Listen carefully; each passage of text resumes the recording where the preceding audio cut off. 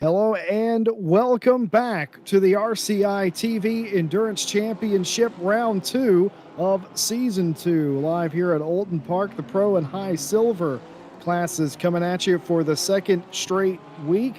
Week number 1, drama-filled indeed. Hello everybody, I'm Jesse Lee, joined by Ryan Gill and Stewie in the box today. And, well, the elephant in the room is that race 1 did not go as planned. We had a reset of qualifying, and then the race was shortened by 30 minutes due to technical difficulties. It was then subsequently restarted as well after a massive pileup. And rather unfortunately, Ryan Gill, it doesn't get any easier for week 2 as we're here at Alton Park. Yeah, that's right, Jesse. It was, I was watching along in the stream, and things didn't exactly go to plan in round 1, and obviously there was a restart needed as well. It wasn't an ideal situation, and now we're here at Alton Park. The first time we'll be here on British soil in this championship, and yeah, it's going to be tight out there today. Alton Park, quite notorious for being a difficult circuit to pass on, and definitely a difficult circuit to find space in when it comes to qualifying. So it's going to be very interesting to see how all of the drivers handle that here today. And 2 hours of racing, which we should get the full 2 hours today. Well, here's hoping. Bart Macha has told us that everything should go smoothly here today. So let's hope that is the case. Well, Bart Macha might be able to control the sort of setup of the weekend, but one thing Bart cannot control is the drivers' heavy penalties for the first week. A lot of incidents to go over. I think it took them nearly an hour after the race was over to go through all of them, and now today, well, the elephant in the room is this particular track. That right there, case in point, it gets out of hand very quickly here, and we were watching in practice, Ryan. We saw a bunch of that in practice. How are they going to fit 25 plus cars around here in a race? Yeah, I mean, it is going to be tricky. We've seen races here before, with quite a few cars on track. When we did the British GT Championship, we had GT3s and GT4s out here on track, and it did get quite crazy, as it often does when you have multi-class racing of two very different pace classes. And we've also seen in a couple of other championships that, we've run here, it does get difficult. And, having so many cars out on the track, we have 31 cars on the grid as of right now. We might still have a couple more join us before the start of qualifying or the race. There's usually at least one team that struggles to make qualifying, but we'll see how everyone gets on. And yeah, it is going to be a challenge here tonight. There's lots of cars out on the grid, but I'm hoping, Jesse, that we can have a much cleaner round 2 than we had out in round 1. It was a bit chaotic, but I've got a lot of faith in these drivers. But looking at the practice, as we come right to the end of practice, time has just run out. Actually, we have one of the silver cars, Jesse, right near the top of the timing sheets and a fair way above their competition. Yeah, we saw that last week as well, where some of the silver cars were punching out of their class. It didn't always look like that at Kyalami. There were certainly some moments where it looked like the silver class was going to be outside the top 10 overall. Well, the end of quali, the track improving, it turned out to not be the case. We had a couple of them in the top 5. What happened to Orlando here? I think he's going to catch a little bit too much curb, and indeed does. Centers the car over the curb. McLaren doesn't like that, nor will almost any other car. Practice ending here, qualifying set to go. GT4s get the first 15 minutes of qualifying, followed by the GT3s in the second half.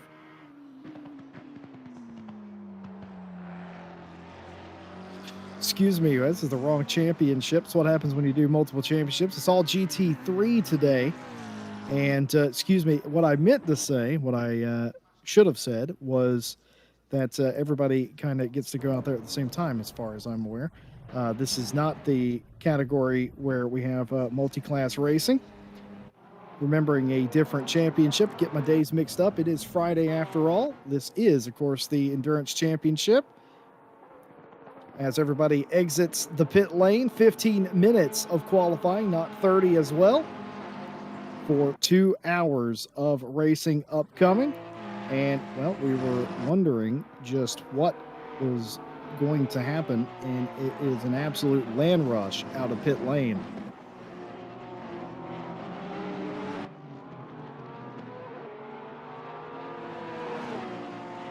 Yeah, and they've only got 15 minutes of qualifying time. Well, 15 minutes is a bit more generous to what we usually see in the Friday Championship here. Mr. Mike Jones is typically a favourite of setting about 10-minute qualifying sessions. And I can't say that I don't enjoy those either, but the 15-minute qualifying session that they all have out here means that they have plenty of time to get a nice banker lap in. And of course, if you can get a solid first lap on the board just to make sure that you have a time on the board, sets you up nicely for the rest of the session. But looking here, Jesse, at how many cars there are in such a small space of track at this point in time, you can see on the track map on the right-hand side of the screen, there's going to be some backing up before the final corner. There always is. The drivers are advised not to do it.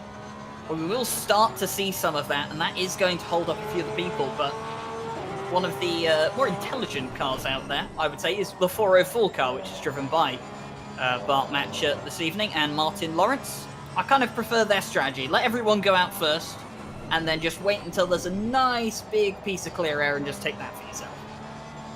Yeah, that's absolutely brilliant. One thing I was thinking about with Robin Baugh and some of the other cars is, yeah, you may have gotten out in front of everybody and clear, but the problem is that if you do want to reset, you have to be very selective, and you have so little real estate to get out into clean air to do another lap, maybe after an adjustment. You do have a lot of time to do that. It's not the longest track in the world, so you actually get quite a few chances at it. You can see yellow flags down at the final corner. You know exactly what that is, Jesse Lee. That's the people stacking up at the end. There's a couple of cars, I think they're actually stationary on track for a moment. But they do seem to have got it all sorted out eventually as we continue to watch Robin Baugh on their first hot lap of the qualifying session. Not looking too bad indeed for the Porsche so far.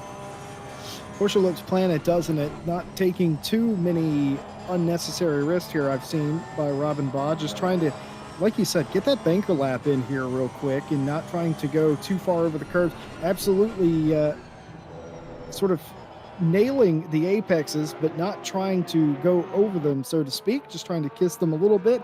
Coming to the line, this will be our first reference time. And there you have it, a 32. Immediately beat by Cruiser in the 32.730 by the 72. Porsche's on top so far here. Yeah, the Porsche does run well here at Alton Park. It's one of the discoveries that we made in the British GT Championship that we held almost half a year ago now when the British GT pack first launched. We discovered that the Porsche does quite well around here at Alton Park, and kind of evident what you could have seen in the practice session. There was a significant amount of Porsches in the top 10, and I think in qualifying you're going to see kind of similar. Maybe you'll see a couple of other cars up there because one lap pace is very different to race pace. But I expect the Porsches to be the most competitive car out here today, although a car that can definitely give them a run for their money is the car that has just gone back up into provisional pole, and that is Chris Melbourne's Bentley. The Bentley loves to eat curbs, and on a circuit with some very, very aggressive curbs, this is one of the better cars to find yourself in. Yeah, it sure is. I'm going to see what Martin Lawrence has got down in 27th position. Had some issues with his teammate last week, all the way up into 14th. Chris Melbourne here in the 70, like you said. Strangely enough, Bentley doing really well. Folks, let's take a lap around Alton Park real quick and see the sights of the track. Blink and you will miss it. A very fast lap indeed as Lucas goes across the line and appeared to invalidate his lap. Yes, indeed, I believe that is the case. But now, on a brand new lap, going down into, after Old Holiday Avenue and the Cascades, now going to Lakeside and the Island Bend. And after that, it is, of course, what was at one point called Shell Oils Corner. I'm not sure if it's called that anymore. I just call it Shell Corner these days. And then the back straight that is anything but with 2 chicanes. You have to get as big of a run, use the banking as much as you can, and get on the binders. A bus stop chicane, Britons, that goes the opposite direction. It's very awkward indeed, and you'll see a lot of cars off in that section. And now over Hilltop, aptly named because you will go over a hilltop, and now into Hislop, which is again another bus stop chicane into Knickerbrook, which has a very funny name and also a very funny story as well. We shared that a time or two. Up Clay Hill and under the Oulton Bridge and into Water Tower, which is a little hard left here, a blind corner full speed, and then into Druids with the hard braking zone here, and right back onto the throttle as much as you dare. Get as much over to the left as you possibly can for Lodge, and again into Deerleaf, and that is a lap around Alton Park. It's a quick one, a lot of corner names, a lot of elevation change, and a lot of corners that can frustrate you as a driver. And with that lap, Lucas shows the way with the quickest lap run in the session so far. Fantastic lap, made it look easy too. Definitely did make it look easy, but anything is easy around here. Anything is anything but easy, should I say? Sorry, at Alton Park. It's a very bumpy circuit. If you haven't had the opportunity to drive Oulton yet in the sim, or if you haven't had the opportunity to go out and drive it in the real world, it is very bumpy. It's quite surprising how aggressive the circuit is. And those curbs as well. There are a couple of curbs on this circuit that you want to avoid. Usually we say, oh, you want to run wide on the corner exit, you want to maximize as much of the curbs as possible. Around here at Alton Park, there are a couple in particular that you kind of want to avoid. At Knickerbrook, for example, the curb on the exit of that corner is absolutely horrendous. We might be able to get a little bit of a look at it later on before the race starts. I know Stewie loves to do a little bit of drone cam around the circuit, so we might be able to get a little bit of a look at what that curb is like. But when you go wide and you run over it, you feel it, and it is awful. It can destabilize the car massively as you're going through, especially when you're on a full tank, and can easily put your car in the wall, ruins your race. So it's going to be one of the elements tonight that the drivers will be looking out for, and they will be very much aware of. Well, they're certainly going to have to be, and the stewards are going to be busy. Of course, we introduced the broadcast team. We also have live stewarding. We briefly mentioned that they had a lot of work to do. It was a very scrappy race in South Africa a week ago. They're hoping that that's not the case here. I don't know if there was a formal talking to. I know there sometimes is after a race like that, but rather besides, everybody will need to be on their best behavior today. It's not the most beneficial track to go offline. I don't know how many times we've seen cars into the wall, into the barrier, and then spit back out on the track. More to your point, that is exactly what can happen at Knickerbrook in just so many other corners, of course, and also Shell as well. If you miss Lake going into Shell, there's a chance that you're going to go headfirst into a wall at max speed, or even worse, we've seen cars miss the wall and go as if they were a missile into Shell, and that's not good either. The 199 going second quickest as the Porsche dominance continues. 1, 2, 3 up front with just about 6 minutes left to play, and I was wondering where Grant Willamont was, and they're down in 25th. Uncharacteristic for Grant Willamont, I might add. Yeah, a couple of drivers, I would say, out of position to where we would usually be expecting them. Having a look at, especially, where a lot of drivers finished last week. We do have some absentees as well, it must be said. I think one of the more notable absentees that a few drivers may have picked up on is the fact that Mia Rose and Anal Rose are not here this evening. They've unfortunately had to sign out for the evening. I believe that's because Mia Rose is participating in an SRO race tonight. I might have that wrong, but I believe there was a clash between this race and an SRO race, and it's unrealistic for for an esports driver to give up an esports event to come and race in a community event, so they've had to use one of their sign-outs for this evening. And that is a shame, but we will look to see them back in a week's time. So a couple of absentees, but you've always got to make the most of it, don't you, Jesse, in a championship like this, where there's quite a few rounds that go quite deep into the championship. If you can avoid missing a round, you just need to take as many points as you can throughout the course of the season. And, well, if a couple of teams have to miss a race or two, that's just to your benefit. Yeah, it is. It's always unfortunate when you have teams that sign out or perhaps don't complete all of the rounds, but don't look at that as a failure of your own, or, oh, well, I was only promoted because of this. Part of being in the fight is, well, being in the fight, and that is certainly half the battle, is getting to the racetrack. And I think in sim racing that has different connotations than it does in the real world, but beside the point, it's all about showing up, putting in the effort, and seeing where you stand when the dust clears. Speaking of the Roses, they were actually making fun of me a little bit over the week. I made some comments last week that one of the coolest things was obviously the Roses are in a relationship, and it's like that is total relationship goals. And they noticed I was a bit jealous of that, and they started making fun of me because of that. But certainly, good luck to them wherever they are racing this evening. And we wish you were here, but Minnow Crozen is pretty happy in the 782, quickest of all the cars thus far, with a 32.103 up in front. Not only up in front, but breaking the Porsche stronghold at the top. By the way, I've not seen the 911 Aston Martin in this session. Are they not here this week? I have not seen them either, so I am going to take it on the assumption that they have signed out for this evening. I can check the sheet of paper to see who is on the sign-out list for this evening. In the Pro, yes, round 2, we have the 911 Like and Subscribe team is signed out for round 2. We also have, obviously, the Jonna Lacey Esports Academy car. That is Aina Rose and Mia Rose. They're not here tonight, as we just mentioned.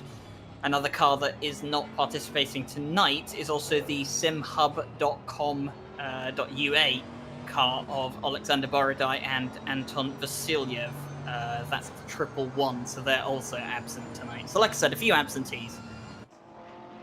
Well, I can tell you the 72 Excel by Renwelton team is going to be in heaven tonight if this continues, because Mikowski in the 627, they are the nearest rivals that are here. Of course, the 627 finished third in the first round, and they're down in 15th or so in qualifying right now. So, and of course, Lucas and the 72 team's up in second. So it's all going to plan for the Kyalami winners thus far. They had to withstand a couple of restarts and requalifying. It was a bit of a mess for them, but good credit to the Excel by Riddenwelton 72 team. They were able to withstand all of that and end up, well, they won both qualifying sessions and both starts of the races. So pretty much a picture perfect day for them. Second in this session, though, as time ticks away, Olapichik into the 12th place position, improving to a 32.725. But we'll be looking for something just a little bit further up the field. Yeah, and the current provisional pole sitter of Crozen in the 782. This is a very impressive performance for them here at Alton Park, keeping in mind that their race finish position last week in Kyalami was all the way down in 21st. So they didn't really score a great deal of points, should we say. So coming out here and grabbing pole position would be the perfect way to kind of reignite that championship challenge. Obviously, they'd have to get a good result in the race to keep it going, but getting pole position in round 2 would be a perfect way to restart it, but they will pull off. They will finish their qualifying session. Someone is in the barrier by the looks of it. This is Ollie Moss getting a little bit of a replay here. And not sure if that's just the car lost it on its own or if that was intentionally driven into the barrier because of an invalidated lap. But either way, Ollie Moss's qualifying session is over and all the way down in 29th overall and towards the back end of the silver pack is not ideal for the number 3 Aston Martin. I'll tell you what is ideal. The 579 car, who was recently promoted as Felix Rupert, slams into the barrier. I'm starting to think that this is on purpose that they're doing that. I think you were right the first time, Ryan Gill. But in the case of the 579, who originally qualified as an AM car in the low silver and AM class, has been promoted to the high silver class. They were originally supposed to be an AM, I'm told. Then they were supposed to be in low silver. And now in week 2, they are promoted to high silver and they are sitting second in the silver class. Looks like a smart decision by the promoters to, well, promote them into the high silver class. They're looking really good. Second, looks like Smeets in the 95 is going to take the silver pole as well. Qualifying done, 2 hours of racing to go here tonight. Ryan Gill, early predictions. Well,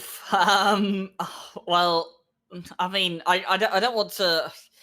It's interesting because I think it could go one of 2 ways. We've talked about the Porsche dominance in practice, and well, we've seen that 4 of the top 5 are Porsches. So, you know, it's quite easy to say, oh, I think a Porsche would win it, but we have a Bentley on the front row of the grid. Yes, qualifying pace does not equal race pace. However, the Bentley is one of the best endurance race cars that you could get. Yes, I know it's only a 2-hour race. The point still stands. It's one of the best cars that you can drive over the course of a stint. And it is going to be particularly strong with the drivers it has behind it. They've got Crozen and Mulholland in that car. So, I mean, after making the case for the Bentley, I would like to go for the Bentley. But after the performance I saw, despite all the issues that happened last week, with, you know, the qualifying having to be redone, the race having to be restarted, I think the 72 is going to come out on top again. They were very impressive at Kyalami in the Porsche. 9 thousandths of a second off of pole position here as well out at Alton Park. So I'm going to put them down to win the race here tonight. But before we get on to the grid and everything else happening this evening, Jesse, we have a couple of championship standings to run through. We sure do. After the first round, you can imagine this is how they finished at Kyalami a week ago. Excel Racing by Ruben Welton Turquoise in the 72, leading with 69 points. Like and subscribe in the 911 has 61, but of course they are not here. Carbon Sim Sport in the 627 is third with 53. Volante Racing in the 70 with 48, and rounding out the top 5 was the Jean Lacey Esports Academy with the Roses, who again are not here. The bottom half of the top 10, Silver Racing Team, the Team Ballas Ukraine, Excel Racing by Renwelton Green, Excel Racing by Renwelton Orange. You may have noticed there's a few Excel Racing by Renwelton teams here. It's great, all very close. It's absolutely fantastic. Creative Avaz E1 rounding out the top 10. And of course, with only 1 round, they're only separated by about 35 to 40 points from number 1 to the back half of the top 10. And here's the second page of the pro field. These are the teams that are looking to gain a little bit here and definitely had a difficult round 1. ATK Academy in 11th, the Deng Lin Wang Racing Team, the 199. And of course, here we go again. Excel Racing by Renwelton White. You got the Jardier Community Team. Fringlish, I think that's French and English put together. The Pro League Racing, Forza Italia PL, Green Loftus Engineering, Connection Lost Racing, and Boatley Maritime Services Racing rounding out the top 20. I am happy they're all taking this very seriously. And of course, these are the teams that had a dreadful first round and are just looking to pick themselves up by their bootstraps.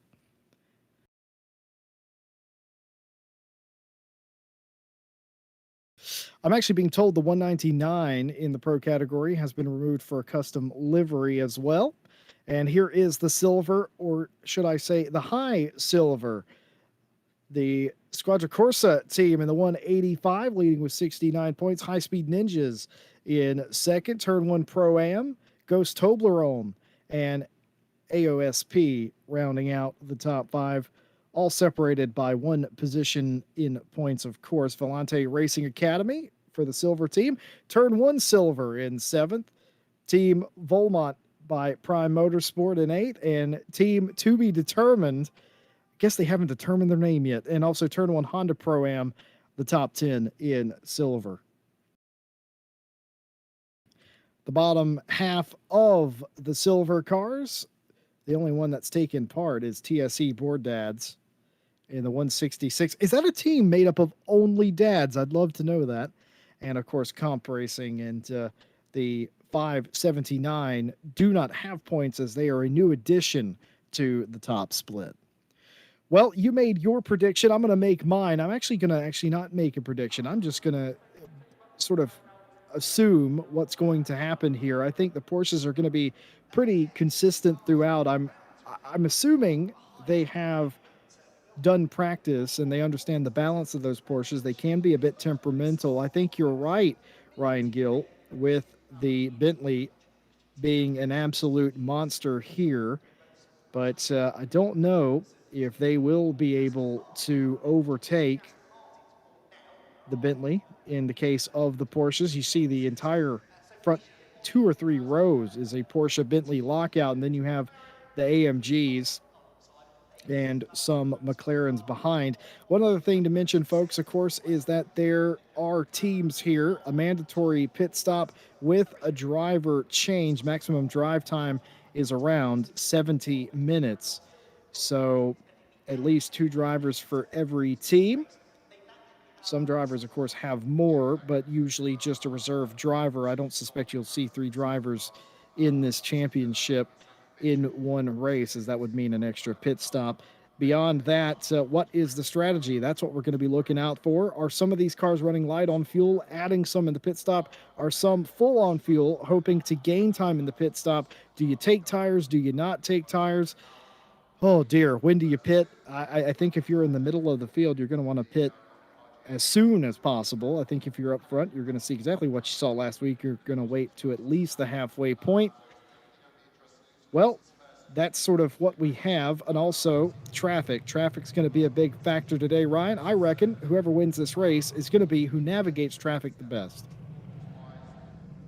Yeah, it's a fair argument. There is going to be traffic in a 2-hour race. I mean, you sometimes get traffic in a 1-hour race, never mind a 2-hour race. So it's just something you have to live with. I mean, to kind of use Sebastian Brunier's logic, or quote rather, that he told me the first time he did an endurance race is that he said, a plan will only get you as far as the first corner. Because nothing will go to plan. I mean, sometimes things go to plan, but rarely anything ever does go to plan. So a lot of these drivers here tonight, you know, the team that's going to win for me, you said it's the team that manages traffic in the best way. I think that is definitely a part of it. I think for me, the team that's going to win tonight is the team that can improvise the most. Because that's what you have to do a lot of the times in an endurance race. It's very rarely do things ever go your way completely and you can pretty much just stick to the plan throughout the entire race. You have to improvise. You have to constantly change the strategy throughout the race as things develop around you, stuff that is within your control and things that aren't within your control. So, very, very interesting, that dynamic.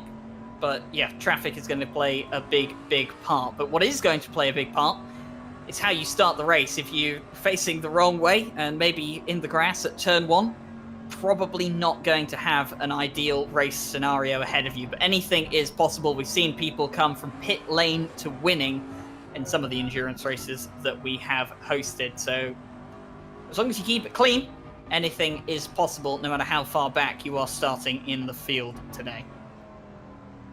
Of course, we are reading chat as we always are, as one of the cars starting from the pit lane. I think that's going to be your third or fourth place qualifier, if I'm not mistaken. Reading chat, Redford says apparently the only lap that they've done here in the 2020 Alton Park was in a Lamborghini Rex. Or excuse me, in a Rex for some reason. Isn't that interesting? I don't know why. I respect that. I don't know why you've decided to torture yourself, Redford, but cheers to you. Certainly a bolder man than I. And that is the 579 who will yield the second starting spot for silver. They did qualify inside the top 10. They will yield that and start from pit lane. And we have seen this work before. And oh, by the way, folks, right before we go green, one of the most important things you can do all day, Ryan Gill talked to you about strategy and about being fluid with your strategy and flexible. Give you a just as equally important stat. Keep it on the island. It's easier said than done around here. Rounding the final corner, 30 plus cars strong, 2x2 as far as the eye can see, down and around the corner. Here we go. Take a deep breath, folks. It's going to get hectic. Coming up to the line, getting ready to start, and there we have it. The green flag is down and the lights are on, racing into the first turn. It's a clean getaway from the first couple of rows, side by side, a few rows back, as everybody has just about made it. A few dips into the grass, but other than that, it's going to be a land rush down into Lake, and everybody seems to be making it here. Everyone does seem to have made it through nice and safely, but I think the big thing to highlight, Jesse, right at the front of the pack, the Bentley has lost the lead through the first couple of corners. Kreuzer in the 72 has managed to get the jump on the 782, and it is a Porsche that leads. He's starting to build a gap slightly already to the Bentley at the front. We're looking at Morgan McCall's car. There's a McLaren off on the grass. That could have been Bentley. That was one of the XL Racing by Ren Welton cars. I believe the other XL Racing car is now just about to challenge them for that position. Coming down into the chicane, how much rivalry will there be between sister teams? Don't crush your teammates! Oh, moves out of the way. And now it's starting to hold up the Bentley and the Ferrari behind, and the Ferrari's actually going to take advantage of that. Felix Ruppert going to have a go on Chris Melbourne, but Chris Melbourne's Bentley not going to have any of it. There's a touch! There was a touch! Behind, and he's going to slip up the Ferrari as well. The Bentley's off of Chris Melbourne, so he's off onto the grass, and he's going to have to rejoin. I think Melbourne just, I don't think he got touched. I think he just went a little bit too far in there. Felix Ruppert definitely was touched, and you're going to see this on a replay as you saw the two cars. Oh, no, this is further back. That's Mikowski in the 627 and an absolute stack up. But good job to everybody, either hitting the dirt to take evasive action or slowing down. And certainly we saw the exact opposite of this scenario at Kyalami a week ago. Oh, 3 wide, but even still, not really that bad. You'd like them not to do that, but again, we had a 30-car pileup a week ago for something very similar on a track that was at least twice as wide. I'm willing to live with that. Yeah, a couple of cars into the pit lane early. We've got the 271 and the 197 in, so not ideal for them. I believe the 738 is just coming into the pit lane as well. So a couple of cars pitting early. Oh, and that's big. We didn't see that.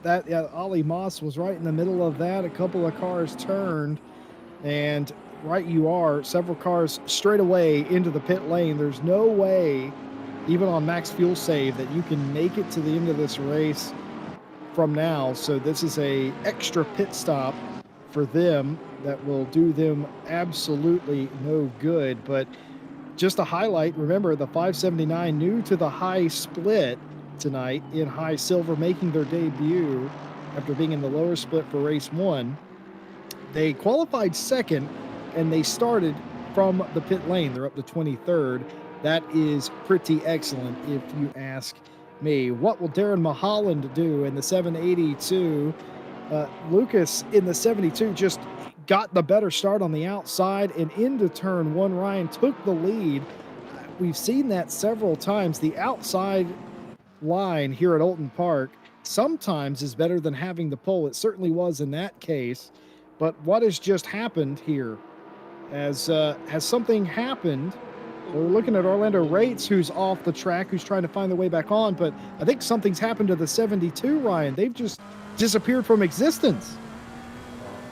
They have. Just watching back on this replay first of what happened to Orlando Rates here right now. Is this just a case of clipping the curb on the inside and losing the car? Yep, just clips the curb too aggressively on the inside, and that's one of those curbs you want to avoid.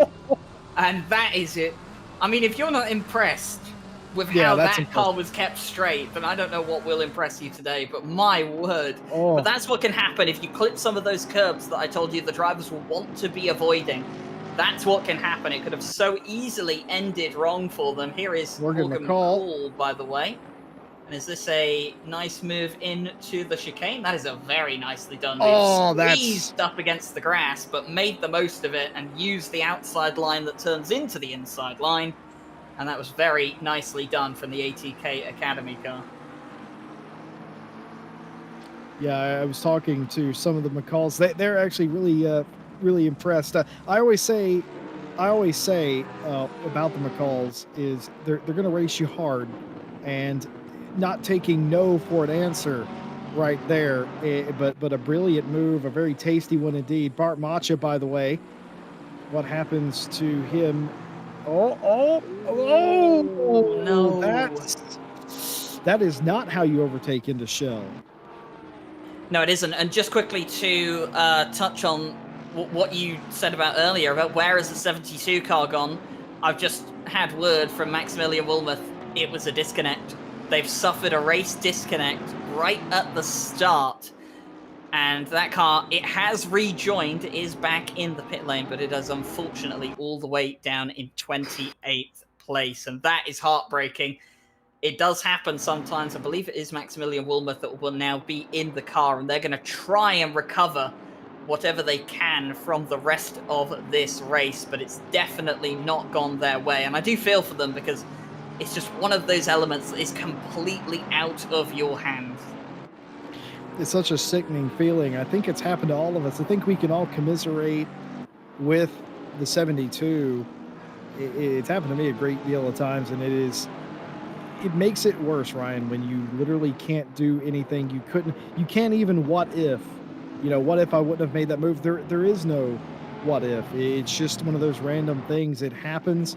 And for the 72, with the championship lead and also the lead in the race, very frustrating as Ryan Ware goes a little bit offline there, and he's going to get passed by at least 2 cars here, and indeed drops back all the way to 21st place outside the top 20. But a lot of racing left to go, young man, as what's happened to the 738. They've already got a lot of damage already.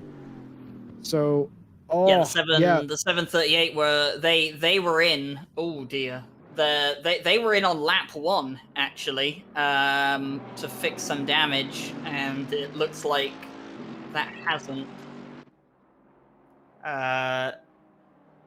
So it does still look damaged, but of course we're not entirely sure if it is still damaged or if it is a visual error. You do sometimes get damage that does stay on despite the fact that it has been fixed. We'll see if they come into the pit lane, and we'll see exactly what happens with that car.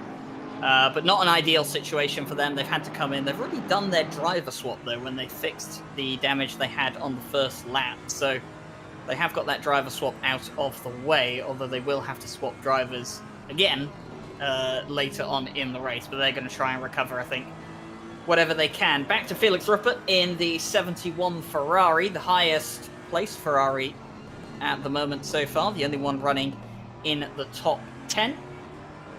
And just chasing onto the back of Rossi right now is one of the silver class cars, second place in silver, running 8th overall. And actually, just a quick shout out to the 95 Porsche that is running all the way up in second overall and first in class. And by the way, that damage on the blue Mercedes that we're just seeing there, I believe it does still have damage because I've just seen it go slightly off track and it doesn't exactly look like it's turning properly. It's off again. Yeah, so that car is damaged. Ryan's right. There is a bug that you can see, but there's definitely mechanical damage. Even if they fix the bodywork, there's something mechanical wrong with the 739. Because a normal car would not handle in that way. We saw him exit the chicanes and it was wiggling all over the place. So and they're waiting I don't know, to rejoin, which is smart, and I respect that from the team to be determined. But there's something very wrong with the 738. We're not entirely sure. It might not be damaged though. Looking at the way that car's behaving at certain parts of the track, it could entirely be setup related. If that car is struggling. Particularly ride height is something I look at sometimes when I see a car behave in a very strange manner through some of these corners. The ride height could be a factor, and because it's so bumpy. Going on for the overtake on Smeets, who's the high silver leader here. He's got it done nicely. So that was, and behind him, that's going to be McCall, who would very much like the third spot. And moving out of the way with Smeets there. Smeets is not contesting these positions. No, and I mean, realistically, they're in a different class. They don't have to fight for class. There's, not really a reason to hold someone up if you just want to make sure that you can get on with your race. Contact! Was there contact? I'm not entirely sure. It looked close. I'm pretty sure there was light contact there, but it's so close. We're going to actually see a replay. Oh, there was contact going into the hairpin, though. The Bentley went into the back of the Porsche. We just cut to the replay quickly to have a little bit of a look here. But what happened to the Ram-Welton car? It just slows down out of the corner all of a sudden. But I don't know. Very unusual. Then you'll see the Bentley here, I think, just goes into the back of the Porsche. The Bentley is now ahead of the Porsche, so that would fit the narrative, and it doesn't look like that has been a great scenario. We're going to get a replay here, courtesy of Stewie. Stewie's sharp on it today. And, yep, there's the contact. And that's a good save by Robin Baugh. That is hard to do. It is a good save, and if that position is not given back, which it doesn't look like it's going to be, then that's going to be a penalty, I believe, for the number one Bentley. Once the stewards can finish with all the Stevenson's head on off. Lap 1 investigations. Yeah, there's a couple. There's a Ferrari waiting there as well, so imagine those cars have come together. Island Bend is the hot corner. Island Bend going into Shell, it is very often the hot corner, and it will only get worse as this race goes on. The cars will stop handling as well as they do, despite the fact that some of them don't look like they're handling very well at all right now. They're going to handle worse, I can promise you that, in about an hour's time. And when that does occur, it will be a bit frustrating. If you don't have a good handling car here that is comfortable to drive, it will punish you. It doesn't feel like some of the bigger tracks, certainly, where you're sort of on a Sunday drive. Here, you have to be up on the wheel and racing as side by side in front of your Svinček here, Macha and the 579, who, by the way, is now inside the top 20 on an absolute charge right now. Oh, heavy contact, though. Contact in, and the Bentley of Svinček taking evasive action as well. Just making sure they're out of the way. Svinček says, I've seen this movie before, and I have no interest in taking part. And I don't think the stewards will mind that too much, considering there was contact going on in front of him. Oh, and we've got an early penalty out here, Jesse, as we did say the stewards would be investigating the Lap 1 incidents, and they'll be investigating everything, obviously, that goes on throughout the course of the race. And the 101 car, the Aston Martin, has received a drive-through penalty. So that one's come out fairly early. So the stewards have got sharp on that one. And we do have, actually, the note here from Mr. Jake Boswell. Incident on Lap 1, turn 11, involving the 501 and the 101. The 101 turns in on the 501, who is significantly alongside. Both cars spin. The 101 loses no places. The 501 loses significant places. That would usually be a 15-second penalty, but because it's a lap 1 incident, they've upped it to a drive-through. Well, the 579 will like that because that is good enough for another position in silver class. Of course, having no points after being ported to high silver, and after starting in last, it's all going their way as hit the eject button for Felix Rupert there as they will rejoin. And I don't think that was... It looked like a big deal, but I'm not sure it was. I don't think Felix gained or lost anything by doing that. We'll have to take a look here. Was there contact, maybe, I wonder? Yes, indeed, there was. So, I think... I mean, the stewards will probably look at that, but what do you reckon, Ryan? No harm, no foul? It's hard to gauge sometimes, isn't it? Because sometimes you feel like they've both taken a piece out of each other in a sense, but I don't like to give my verdict too much on incidents. I get told off. I get told off for enough things around here, as it is. So I'll let the stewards do their job, unless it's a clear and obvious penalty, in which I will give my opinion. But I'll let the stewards say, oh, and this Mercedes is off again. I'm pretty sure this is a setup. That has to be, yeah. You're spot on, Ryan. I've seen this kind of behavior before. We saw it, I think it was in the NSX Cup at Zolder. We saw one of the Hondas didn't have the car set up correctly, and as they went over the curbs, the car would just spiral out of control. And I think you're seeing something similar here on the bumps. The ride height on that car I don't think is quite right, and it's obviously bottoming out on a lot of the bumps around here at Alton Park, and I think that probably has a big part to play in why that car is struggling so much. All right, as we watch Bart Macha try to keep Moss at bay, let's reset the first 15 minutes. The 72 took the lead into turn 1. 4 or 5 laps later, would disconnect from the lead and surrender the lead to the Bentley. And the 72, who is the championship leader. I think they have now retired, by the way. I've just checked down the list. I do not see the 72 anymore, so I think they have called it a day.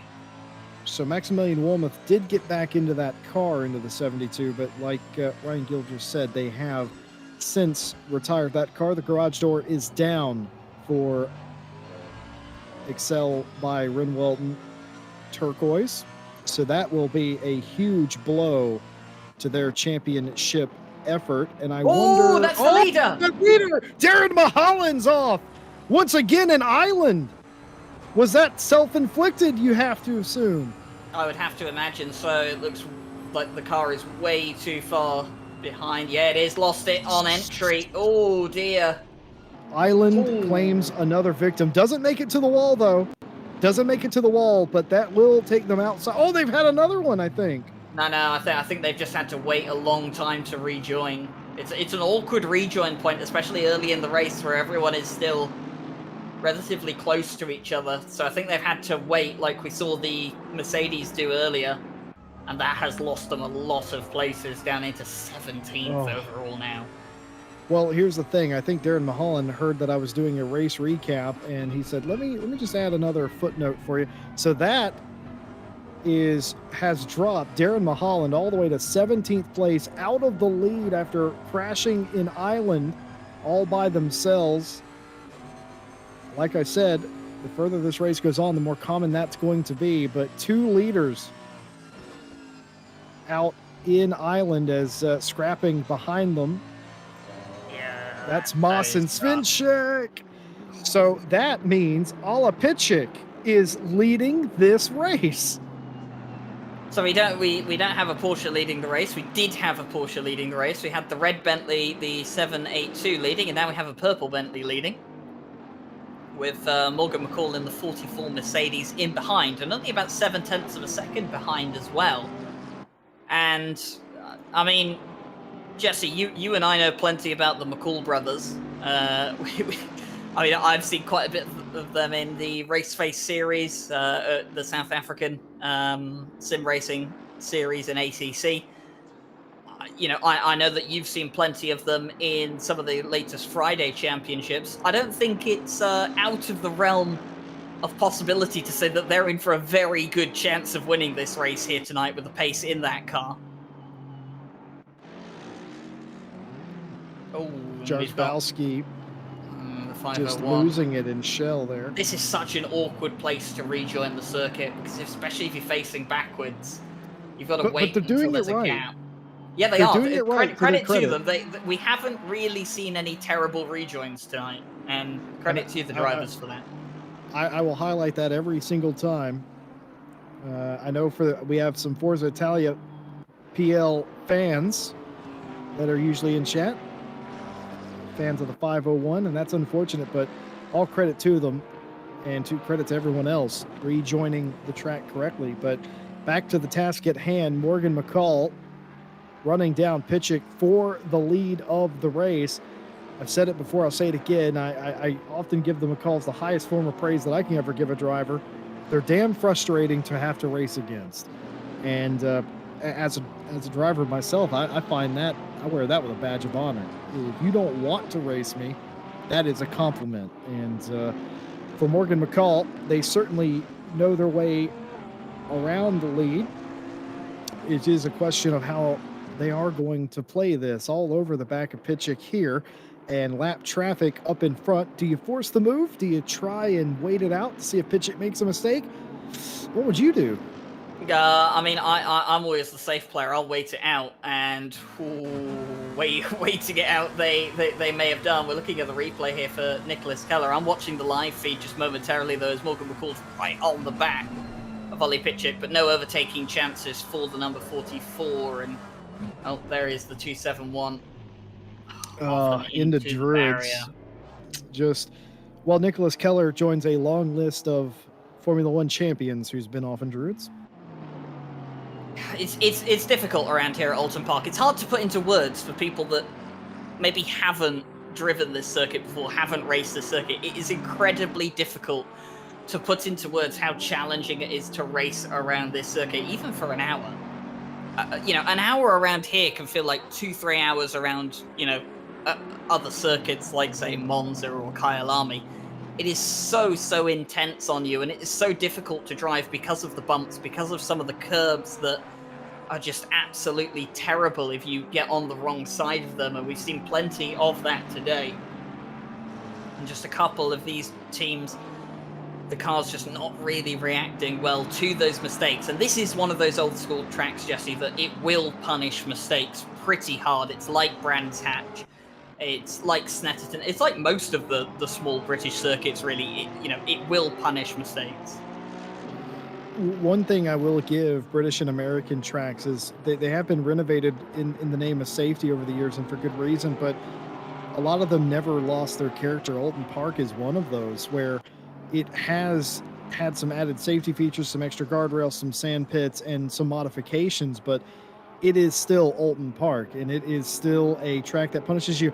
And more to the point, it is a track that punishes those around you if you make a mistake. You stack it into a barrier, especially over a hill or around a bend, as you saw from the start of the race, and even just as recently as a few laps ago. You make a mistake, everybody behind you can also suffer the same fate as well. There's just nowhere to go, as Danilo Rossi in the 185, second place in silver. Felix Rupert behind him, a little bit meat in the sandwich, with Melbourne in the 70 behind him. And not too far behind all these is Mikowski, the 627. Could they leave here the championship leader in the 627, I wonder? I mean, it's entirely possible. They picked up the podium, didn't they, at Kyalami, and whilst not having the best race... Oh, I've just seen a Bentley into the barrier island, and that has not gone well at all. I think it was Chris Melbourne. Felix Rupert is pointing the wrong way. Yep. Chris Melbourne, this is big. This is straight into the barrier here. You're going to see it just... Oh, no! Oh, my goodness, just about the most savage hit on a barrier that you will ever see. He just hit it. He hit it with the broad side of the car, and it spun him like a top. I think I feel that is race over for that Bentley. There is probably a serious amount of damage on that car that. Ooh, just saw it back there on the downlink, actually, on the live stream. My word. I don't even like to look at that. In a real world scenario, Jesse Lee, that's a red no, flag another situation. spin. The 555.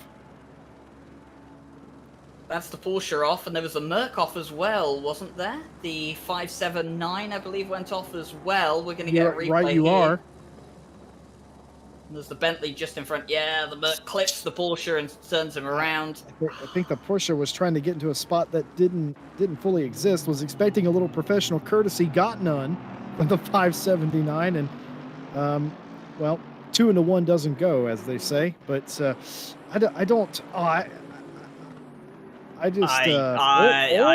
pretty sure that 70 car is gone. I know it's a sim, and I know nobody's in danger, but I don't like to look at that. That is no. I mean, let's be honest. If we were going full realism, that would have been a red flag situation. But no, yeah, that is not great for Chris Melbourne and for the number 70 Bentley. That is an awful. I mean, it's unfortunate as well because they just drifted wide, it seems, coming out of the corner, caught themselves on the grass. They didn't really have any chance to stop the car or turn the car even further into the corner to try and avoid it. So that is awful. That will be one of those kind of accidents that you're kind of glad it happened in the sim and it hasn't happened out absolutely. in the real world. But looking back to the 67, which you mentioned, could come away as the championship leader. They got a podium at Kyalami. Well, because of the accident between the 70 and the 71, they've just gained an extra couple places. So they're up to P8 overall, and they're up into, is that 6th in class? So, yeah, they are looking the favourites at the moment to walk away as championship leaders.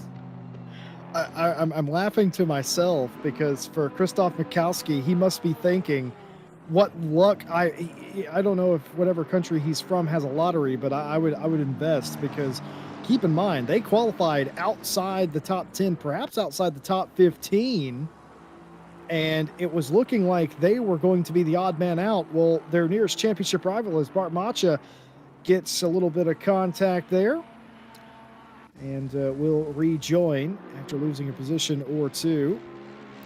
But for Mikowski, you just got to think how lucky they are. I know they're 8th overall and 6th in class. That doesn't matter. Keep in mind, they're 3rd in the championship. Number 1 crashed out of the race from an internet crash perspective. The number 2 in the championship isn't here. They're 3rd. And they've just been gifted not only a top 10 spot, but just 2 more spots up to 8th place. Happy birthday to you.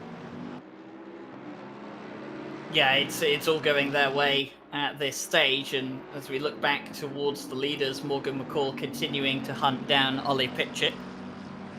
And this is one of those battles, Jesse, that you could easily see decided in the pit lane when it comes down to driver swaps. Which car, hits their marks perfectly when they come for their pit stop, gets the car restarted as fast as possible, and gets out on the exit. This is one of those battles that I think Morgan McCall has the pace, but it's challenging to overtake around here, so it's going to be very, very difficult for him to actually get past the Bentley as well. We're seeing Felix Ruppert here in the 71, just chasing down the red Bentley ahead, although the 27 Bentley does have a 15-second time penalty to their name. They're going to have to serve that when they come in to do their driver swap later on. Just reading some things from the chat. Michael Redford says, my dad raced here, gave me some advice when I started driving here in the sim. So far, not much of it's helped. Sorry to hear that, actually. It is a tough old track, Alton Park. Also, Chris Corbin says that number 70 Bentley is going to cost a lot of money to repair. Yeah, there's more than a few reasons why you're happy it's a sim. One, of course, the safety of drivers and everyone else alike, and number two, there's no real repair costs, so you're very happy about that.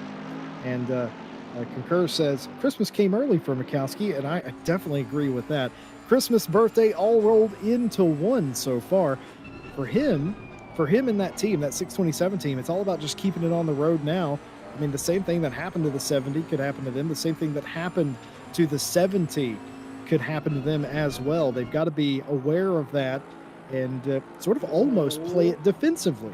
And there goes Felix Rupert up the inside at the final corner and makes their way past the 27 Bentley. It's nicely done there by Felix Rupert. We saw him attempt that move, was it a lap or two ago, and didn't quite get it to come off. And second time of asking, got it done nicely. Although it does seem like the 27 has just let the 579 Merc come through, which I'm sure Felix Rupert won't be happy about at all. 579 thought about it right there.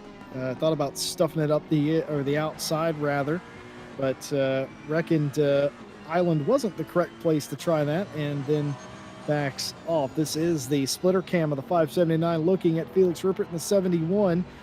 You really get a feel of how bumpy this, but we didn't talk about that at all. This place is bumpy, folks. It's not only got elevation, it's bumpy, it's part of it's worn out, it's been tarmacked over, and the curbs are inhospitable, to say it mildly. This one in particular that Ryan Gill pointed out in pre-race, you don't even want to hit that curb. Just ignore that curb, assume it's not there and it's just grass, because as they say, the curb is lava. But you feel the bumps when you go around here. It doesn't look too terribly rough, but you're just constantly changing direction, constantly changing elevation, bouncing up and down. It's a lovely, fun track. I wouldn't want to do it in a race with sort of multi-class racing where you're in traffic. It does seem quite frustrating, but a lot of these guys having a lot of fun doing it. Going to catch you up on some of the penalties that have come in recently. Just a few to talk about. 5-second penalty for the 197 for braking too late into turn 10, running into the 271. 5-second penalty for car 1, overtaking with significant contact on the 8. 15-second penalty for car 107 for misjudging the car's width and making contact with the 404, spinning them into the wall. A warning for car 782 for unsafely rejoining, causing the 101 to take evasive action. And a whole host of no further action in racing incidents, one involving the 197, the 404 and the 579, the 3 and the 107, the 579 and the 404, and the 71 and the 70. So that is all. Yes, that is all of them. And the stewards seem happy. They might be able to get home at a decent time tonight, right? Yeah, we had Phil Roberts in the chat just earlier saying no restart, we should be done by midnight UK time or well before, and that's definitely what we would like to see. Obviously clean racing is the aim, and that's why the stewards are around to police things that drivers shouldn't be doing out on the circuit, and they're doing a pretty good job so far. And I mean, the stewards don't get probably the praise they deserve, because they very rarely get to enjoy watching the races. We have a relatively easy job, Jesse. I mean, we stand here in the commentary box with the aircon or the heating on, depending if it's cold or warm. We're just comfortable here. We get to watch amazing racing and just talk about it. The stewards actually have to go out and make serious decisions. And I've just seen a Honda go around on the exit of the second chicane. I'm not entirely sure. That is Chris Stevenson. You're right. That is Chris Stevenson. Now, was there contact or was it self-inflicted? I think this is self-inflicted. Oh, is it the curb I'm thinking it is? It's the curb that you... It is. Yep. There we go. That's what happens. Talked about it in pre-race. Just mentioned it again. Case in point, Ryan Gill. That is what you were talking about. Yeah, you really don't want to hit that curb. It just unstabilizes the car so much. I mean, you know, some of these cars are on a knife edge. I mean, the Honda is particularly, it's a very setup dependent car. And when you come to a circuit like this with those aggressive curbs, you know, if the balance of the car isn't perfect, you go over one of those curbs, it's so easily going to just throw the car all over the place. And it's just one of the incidents that we've seen a couple of times already today, and it's just another example, again, of what happens when, you know, you get onto those curves when you shouldn't be. I mean, even the GT4 cars, you know, they're kind of notorious for being able to ride the more aggressive curves that we see out here on the track. Even a lot of those cars, just they want to avoid it because you'll get tire pressure loss, and you know it'll just slow you down so much. And there's nothing worse than driving around a track with tires that are massively under pressure because you've ruined them on the curbs. Well, speaking of getting it right, Robin Baugh, who was front and center for the early lap dramas, has settled into the top 5. For all the talk of potential Porsche dominance, well, we only have one inside the top 5, and you're looking back at it from Lewis Dyke's 73 McLaren. And, of course, 5th and 6th are currently held by Porsches in 2 different classes, mind you. But we started with 2 of them in the top 3, I'm pretty sure. And, well, we only have one in the top 5. That's kind of how the day has been here at Oulton so far. Only about 35 minutes gone. You were talking about the stewards earlier, and you mentioned they don't often get to watch the race, and it actually makes a lot of sense. One of the biggest things that they brag about as we watch Christoph Mikowski, a little bit of contact into the chicane, but other than that, a successful defense. But talking about the stewards, one of the biggest things they brag to us about is whenever they are not completely swamped and they get to actually tune in for a couple of minutes, that fleeting few minutes of not actually having to focus for them, unsung heroes, those stewards. As Morgan McCall, we were interested and curious to see how the McCalls would play this. Well, for the past 15 minutes, they've been just about this close to Ala Pitchik, leader of the race, and they haven't really put a too hard of a move on, Ryan. I reckon they're gonna see how the pit stop plays out before they make a move, as Mikowski taking avoiding action for the 2nd lap in a row there. Seems so. We're going to have a look on the replay here, down into the braking zone. Very late on the brakes.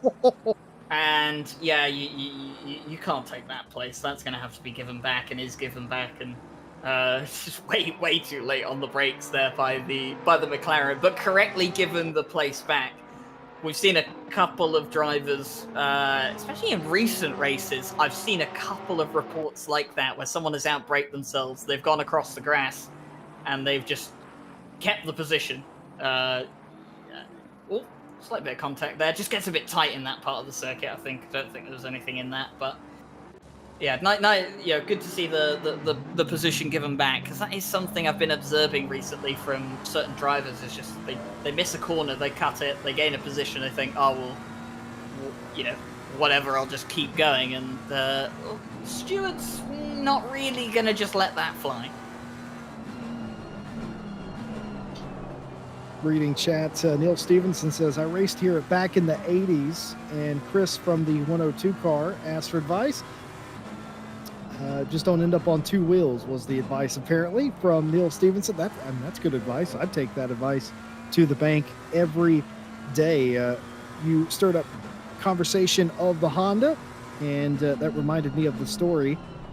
You know, Mike Jones, he prefers the Honda, and a lot of people have asked me why Mike Jones only drives the Honda, and I was like, well, that's because Mike Jones hates himself. Well, he's been driving the McLaren a lot recently. He's found a new love, hasn't he, in ACC? The McLaren is, I think, is one of his new weapons of choice, is it not? Yeah, I think it is. I mean, trust me, anything's an upgrade compared to the Honda. A lot of places you have to you have to have a lot of patience to drive a Porsche or a Honda, in my opinion, in ACC. And for those that can wield either of those cars, I salute them. They definitely have a lot more patience and skill than I could ever possibly have. We got the drone camera out. Yeah, drone cameras out here. And Look at look how at those big that curb curves. is. Look It's at so look. it's not just the. I mean, obviously, this is like a two-layered curb. We have the sausage curb on the inside as the leaders just go by. Look at how much Morgan McCall's taking that curb. That is impressive. But you can kind of see it's double layered. So you've got the sausage curb on the inside, but then if you look at the initial curb that touches the circuit, you can see how serrated it is. And there's a lot of curbs around here at Alton Park that follow, kind of a similar design. They are very, very aggressive. And in fact, if Stewie can take us all the way to the second chicane, specifically the exit, which I think he is doing right now, you will be able to see. Obviously, this is the curve that we saw the Honda go around on. But if you look at this curve close up, this is horrendous. I mean, obviously, you can tell that running your tires over that isn't really going to do the car any good. And you can even see it when you're a bit higher up as well. You can just see how serrated it is and how kind of not flat, should we say, the curve is and how aggressive it can be. And if you get any of the kind of in-car footage, from the driver's perspective, when you run over that curb, you can really feel the vibrations going through the wheel and the force feedback. Specifically, if you have a direct drive wheel, you're going to feel it a lot. So it's one of those curbs that, a couple of drivers, they'll use a bit of it. That is probably a bit too much from the Mercedes just then, but you will see some drivers just, they'll use a bit of the curb. They won't use too much of it.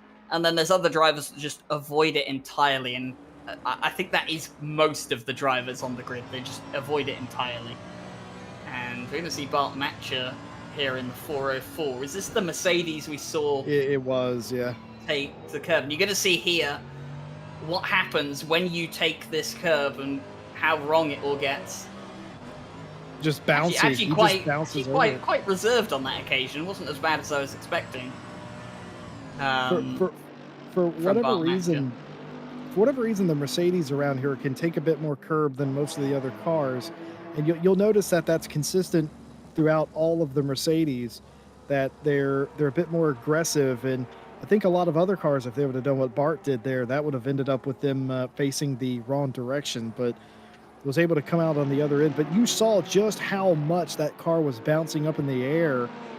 It's like running over a London flat, that curb. It's very unpleasant.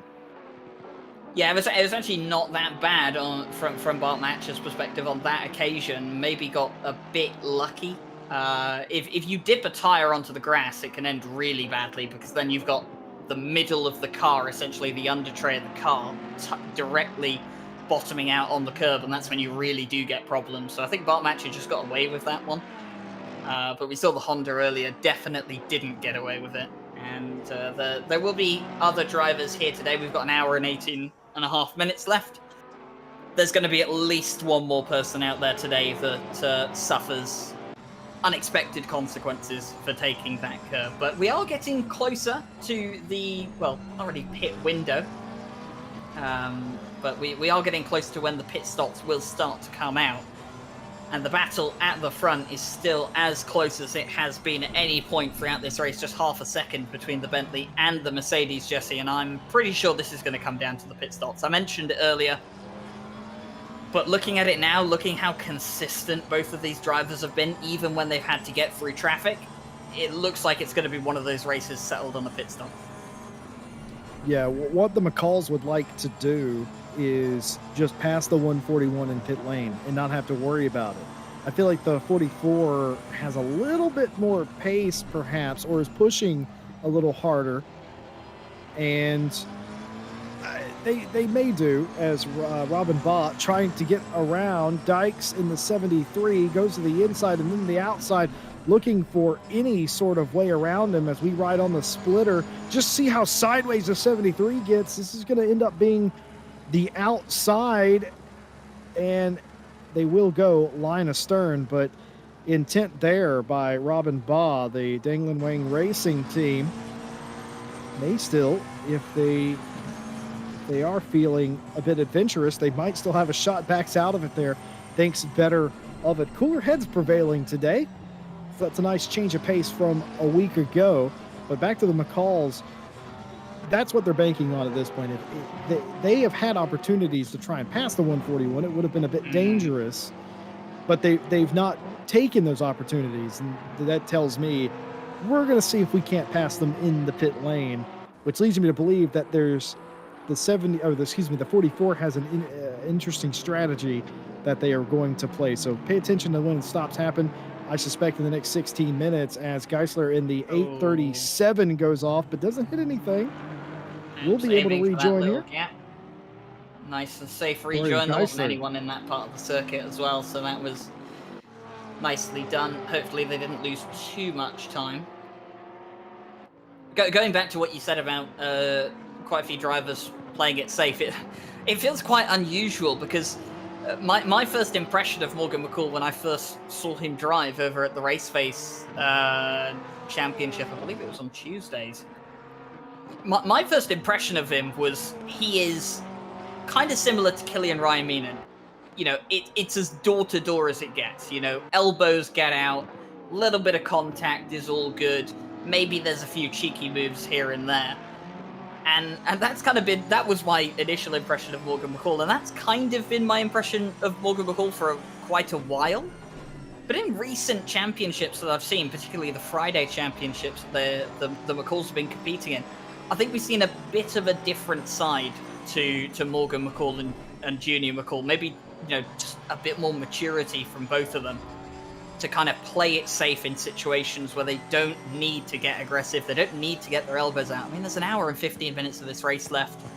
You know, Morgan McCall doesn't need to get aggressive with Ole Pitchik. If it comes down to the last 10 minutes of the race, Junior McCall's in the car, then you can kind of flip the switch and say, okay, let's go. Right, you flick that switch, you start to get a bit more aggressive with moves, but they don't necessarily need to do that at this stage in the race, and it is very sensible and very mature from them at this stage to just keep that in their heads and just, you know, play the long game. Well, to quote John C. Reilly from Days of Thunder, there's calculating drivers and there's kamikaze drivers. And no truer words have ever been spoken. And sometimes kamikaze drivers get tired of winning and finishing last, and they become calculating drivers. Morgan McCall has opted to be very calculating in recent championships here at RCI. And today, quite frankly, stalking his prey, so to speak. There's a 579 on the replay here, coming down towards the final corner. It's going to be nice and on the inside. Oh, look at that. Not really much defensive efforts there, but at the same time, once someone's on the inside, it is quite difficult to defend on that inside line. And the turn one Porsche just deciding better of it, let the Merc go. Maybe see if they can get the back later on in the race. I have just received a strange and cryptic message from our stewarding staff. I've been told to prepare myself for a very long report. We got Tom Bryant down there writing out an essay of a report at this point in time, as the 722 has just received a 5-second penalty. That's the Rabbi Hauer car. Not sure if that is the unusual but long report that you are referring to, Jesse, but I suppose we will see when it comes through to you. Yeah, I think that is it. Just to keep you updated, no further action between the 107 and the 3. 15-second penalty for car 70, dive bombing to 71. No further action between the 627 and the 185. No further action between the 627 and the 185. That's on 2 different laps, mind you. Warning for car 3 for dive bombing to 404. Warning for car 271. 5-second penalty for car 722. Releasing the brakes, causing avoidable contact with the 102. Here we go. Racing incident unfortunate racing incident involving multiple cars. The 271 clips grass, having run wide and spins out. Holt brakes and has unavoidable contact with, buckle in folks, the 102, the 166, the 837, the 3, the 197, the 501, the 738, the 722, and the 91. No drivers could avoid the contact. Linked penalties listed below. 15-second penalty for car 579 for taking out the 555 through Druid's position not given back. Sorry to interrupt you, Jesse. The 738 Merc that we've seen had a couple of offs today has gone off again, and they've hit the barrier hard. We're just going to see the replay. Yep, too wide on the exit there, over the curb onto the grass and into the wall. So, some of you are probably wondering, why don't they just fix a 738? Well, it's not that simple. You can only really do tire pressures. You can't change a setup once you're in the race. Exactly. As far as I'm aware, I mean, correct me if I'm wrong, you can't change a setup once you've started the race. No. So you cannot change the setup. You can change tire pressures, some wing stuff, and brakes, but realistically, you can't do much to fix aero problems or if the ride height is too chassis. low, you're going to have to live with that for the race, I imagine. Yeah, if you don't have any mechanical grip, there's not a lot we can do for you, honestly, on a pit stop. You can't make a chassis adjustment. So our broadcaster Stewie has told us if you return to garage, so if you tow to the garage, you might then be able to change your setup. But of course, you do have to suffer a time penalty for that because you've towed to the garage, so then you have to wait for that time to run out. But, I mean, I've never been in that situation, so I'm not 100% sure you can change the setup. It would make sense that you could change it in the garage menu. But then I haven't heard of anyone doing that in a race before, where they've crashed, towed to pit lane, and then changed the setup. So if you can or can't do that, I'm not entirely sure. But my way of thinking is, once the race has started, you're not really changing.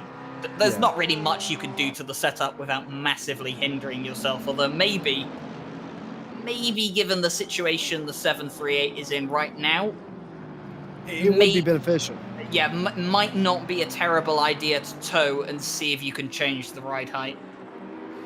Realistically, if you're in the race, if you're in contention, you're not going to give up 3-5 minutes to reset to the pit lane in the garage and fix it. But yeah, I think in the 738's case, who's in pit lane right now, that might actually be beneficial to I mean, throw 3 minutes. at it. 3 minutes you lose in the pit lane to possibly be able to change a setup is 3 minutes you're not going to lose by finding yourself in the wall every few laps. It's a numbers game, I guess, at that point. But it hasn't gone well for the 738 today, and that is a shame because it never like to see teams not do well. No, I never want to see it. I mean, the whole reason you and I do this, Ryan, is because we enjoy watching others race. We get enjoyment out of watching them enjoy their hobby, their afternoon, their evenings, and I just love watching a good race. Speaking of a good race, Robin Boss still trying to get around Dykes in the 73, and it still hasn't happened, but a quick cut to the inside, nope, nothing doing. A good battle between these two, respectful battle, mind you, continuing for the 4th spot. And as we were talking about all of that, just a reminder, the 579 was given a 15-second penalty for causing an incident with the 555. So they've moved into the 3rd place position in silver, has the 579, but now will have to make up a lot of that ground again, and especially will be large enough penalty to knock them outside the top 10, and it might lose them 2 positions in the silver class. Certainly knock them off the podium. Robin Boz lost it. Boz lost it in Island. That was a big off. We're going to see the first-person perspective here for Robin Boz. So what is this? Is this on the curb? Yep. Touches the curb, unstabilizes the car, and thrown into the wall just about. No, just avoids it. You And can't do it, Ryan. You just can't get on that curb, No. and especially when you're in the arrow wash of another car, you can't do it. no, it's just another one of those curbs where, you know, when you ride it, it's up to the balance of the car at that point. You know, if the car can hold it, then, you know, good. But if it can't, which most of them can't hold it, it's not going to end well. And, well, for Robin Barr, it could have ended a whole lot worse if that car had gone into the barrier at high speed. Didn't do so, has rejoined, and has lost a couple of places out of it. But it doesn't seem like they've lost a great deal. They were in 5th place. They're down to 6th. And they've got the 627 right behind them. But I believe our broadcaster may be able to get us a little bit of a replay as to what happened earlier on, Jesse, with that big accident that we saw early on in the race that was judged to be a racing incident because there was no one particularly at fault. Yeah, there were a lot of contacts early on the lap 1, lap 2, and a couple of them led to several cars being involved. Oh, here it is. This is the replay, I imagine. So here we go. This is the looking from Ollie Moss's perspective. Yeah, this is just going into. So Ollie Moss is just caught up in that. But the contact between two cars initially that we didn't really see. That was judged to be a racing incident, and everything that happened behind that was just wrong place at the wrong time, basically. So no penalties coming out for that incident, and it doesn't seem like a great deal of drivers got damaged from that incident either, which is fortunate. Let's see, is this... Ooh. This is more from the start of the race, just some replays of the start.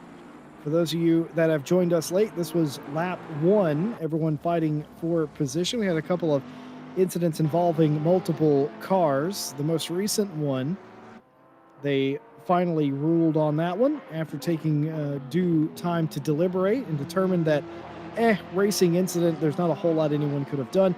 We alluded to as much, Ryan, earlier in this race about there's not a ton you can do. If somebody wrecks in front of you...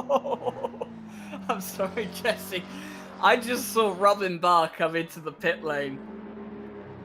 And, I mean, either he timed that to perfection or that's a speeding and pit lane infringement. I get the feeling I'm about to find out in the replay. Oh, that is... No. Oh, if he gets away with that... Folks in chat... chat, what do you think? If the number 8 gets away with that, I will be shocked. I want to see if he has a number by his name when he hits the line, because I think that was way too late. I mean, it was too late. He crossed the line way over the speed limit, but did the slowdown count enough? We're gonna see. There's no way. There's no way. That is, I mean, okay. So some drivers are aware of this. If anyone watching at home isn't aware of this, if you speed into pit lane, you can slow down below the pit lane speed limit, and it can sometimes save you. It's not always guaranteed to save you, but it can sometimes save you. But my word, that's probably as close as I've ever seen it. Bob, if you're in chat, could you tell me how many speeding violations you've got in your native country? Because I guarantee you're great at slowing down when you see the police, because that was orchestrated, right? That has to have been something that they practiced. I imagine I don't think so. I imagine the moment they crossed the line above. I mean, you saw them slow down immediately below the speed limit as they came in. I think that was a moment of just crossing your fingers and hoping that it doesn't give you a penalty. Well, this is the 73 of Lewis Dykes. Has something happened to them? And keep in mind, this was the car that Bob was racing against, and it has. Touched the grass. It absolutely has in Lakeside, and that's going to be a touch, and that will probably promote the car now driven by Rens Crozen back in front of them.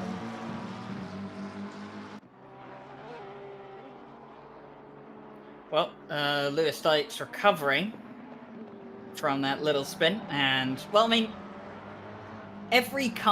almost every car that's gone off ahead of McCaskey today has ended up just in front of him when they've rejoined the track. The 627, Jesse, might be in to gain a couple more places before the end of this race, just on the pure fact that they're doing one of the tips that you gave the drivers right before the start of the race. Keep it on the island. 67 has done that so far today. Not many other teams can say that. So, Island Bend, where a lot of the cars go off in. I didn't necessarily mean that particular island, but I meant the racetrack in general, but some people running afoul of both. So that is the two McLarens, the 73 and the 67, into the pit lane. Cutting their stints slightly short. Some teams like to split it in an even hour. Some like to maximize as much as they can out of the stint timer. And I think that's what we might be seeing for a couple of these teams. Probably looking up at the leaders at the moment. Morgan McCall, who has dropped back a bit from the likes of Ollie Pitchett. And that's probably not what you want to do if your goal is to overtake someone in the pit lane. Well, he's still around a second. It's not like he's several seconds behind. He's very much still fresh on Pitchett's mind there. But he like you said, he will want to be closer. He'll want to be as close as he possibly can be to try and overtake them in pit lane. Now, keep in mind, there may be a divergence in strategy. Both of them are in. The leaders are in. 141 and 44, and McCall is right on the bumper of the Bentley as they both come in. Now, this is a race, essentially, to see who gets the pit stop done better. Yes, a driver swap and tyre swap, it's both 30 seconds. However, what counts the most is, do you hit your marks perfectly coming into the pit lane? That can save you 2 seconds easily. Can you get the car restarted and away immediately? That can save you another second easily in your pit stop. It entirely comes down to this. So the question is, has the 141 hit their marks correctly? Has the 44 hit their marks correctly? The 141 is rolling again. The 44 is still stationary. They're right at the end of the pit lane. We're going to see now, watching. Does the 44 go? The car's been dropped. It gets away, but it's not going to jump the 141. So everything stays as it was as two new drivers enter the fray for the battle for the lead. Well, for Junior McCall, his job is now simple. They didn't get the overtake in pit lane. So Junior McCall's job is, well, relatively simple. Just go win the race now. He has to get around the 141. 2 clean pit stops, no penalties. They are back out in the fight as Minnow Crozen in the 782 continues to try and get back some of the positions down into the 22nd place spot, as pretty much on cue. Most of the leading drivers in around the halfway mark. Keep in mind a stint limit about 70 minutes here per driver, so they will have to come in very shortly in around 8 minutes or so.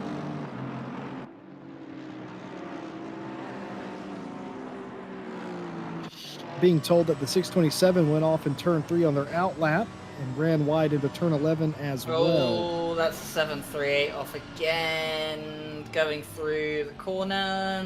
Going to avoid the barrier, fortunately, this time. And, no, this is no, those blockades can't be moved. And that's going to have to be a 3-point turn for the 738 before they get back on the track. And they have done so now. I'd like to tell you, Ryan Gill, something my uncle told me once when I was a kid. What was that? If you have to do a 3-point turn during a race, you're probably not winning.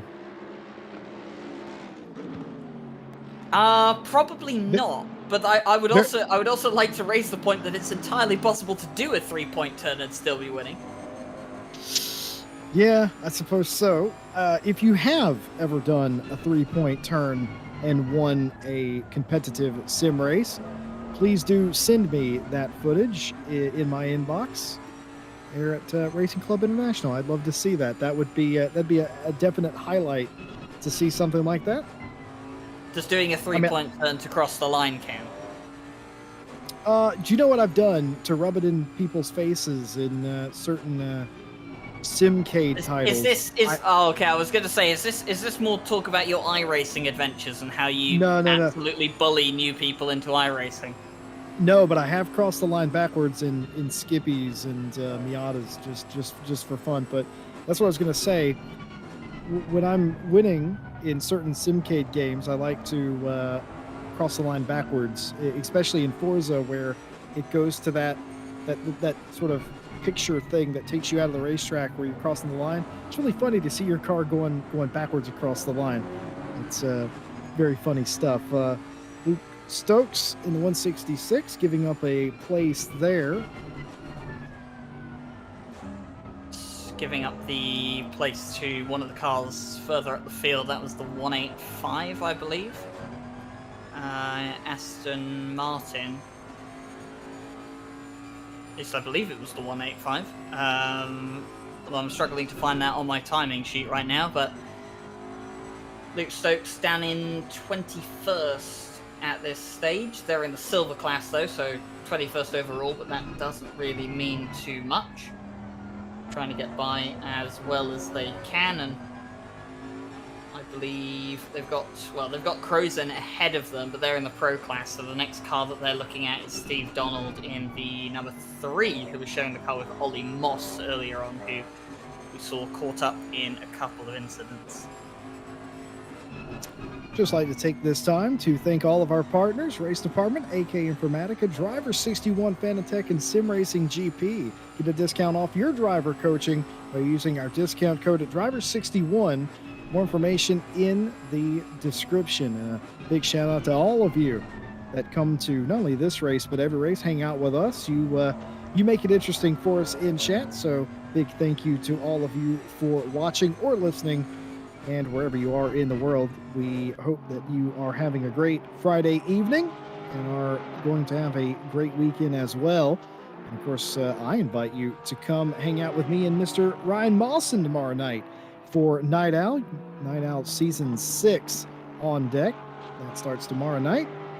And you can get the start times of that race and every race by joining our Discord. And while you're there, feel free to sign up for subsequent series. We would love to have you, as Dusan Slizik goes way off in the 107 and has major crash damage. Jesse? Yeah. I don't mean to alarm you at all at any point in time during a stream, but we've lost the 44. Oh, we have lost the 44. You're absolutely right. We've seen this before, Ryan Gill, with issues with the 44 due to power. As far as I know, of course, being the last time it wasn't power related. Actually, it was internet related. It was ISP related. You're right. It was indeed. Now I thought it was power related because I believe it was Morgan was cursing infrastructure in South Africa. So I just assumed it was load shedding. I was told by Shawnee that there is no load shedding in the winter time, most of the time in South Africa. So, and that was only then that we learned that it was actually ISP. So I wonder if they've had another internet connectivity issue again.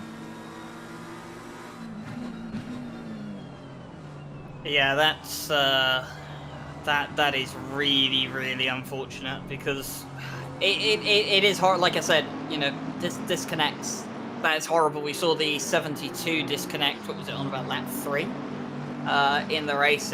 It's horrible because it's completely out of your control, whether it's internet related, power related, game crash, whatever the reason.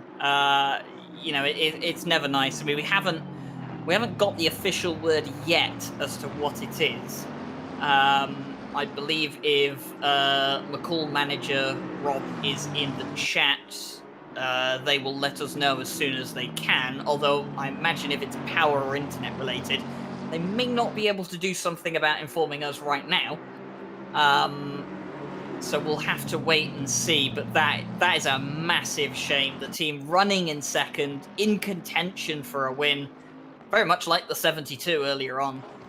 And yeah, just gone, unfortunately. And I believe Rob has now come back. He said disconnected again, and that is heartbreaking. Shout out to Robert McCall. I was talking to him over the week, and unfortunate for the McCall family. I call them a family. They are a team. They're a team family, but I often refer to teams as teams and the McCalls as a family. I mean,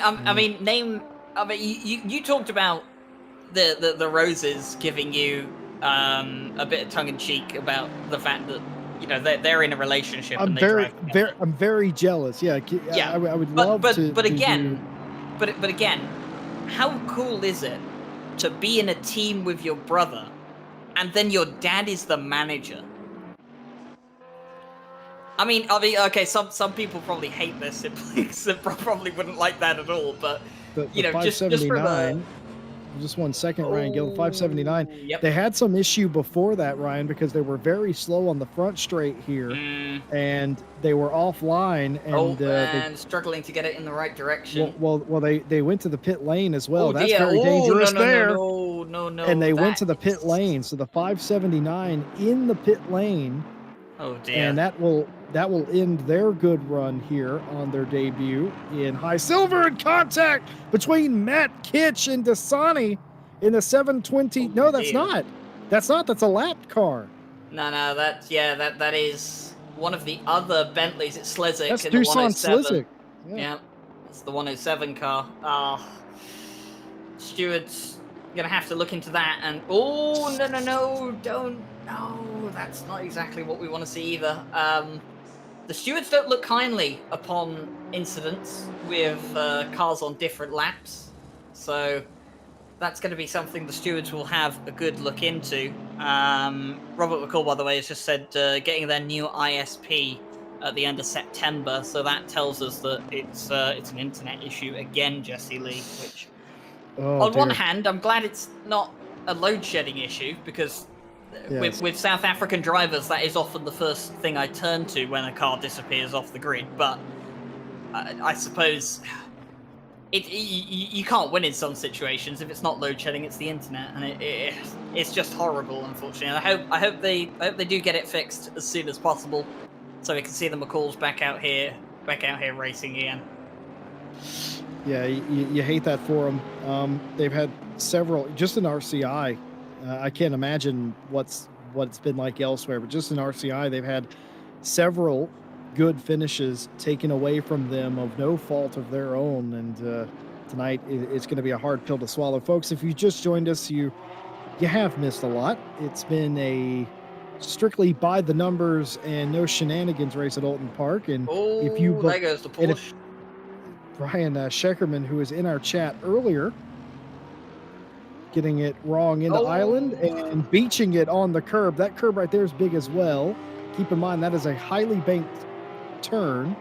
And that's Crozen going past. Rins Crozen. So up into just taking third over the is car for Robin Barr. And that's something actually that does surprise me, actually, Jesse, that we haven't seen both the Crozens driving together. Of course, we've got Menno Crozen and Rins Crozen.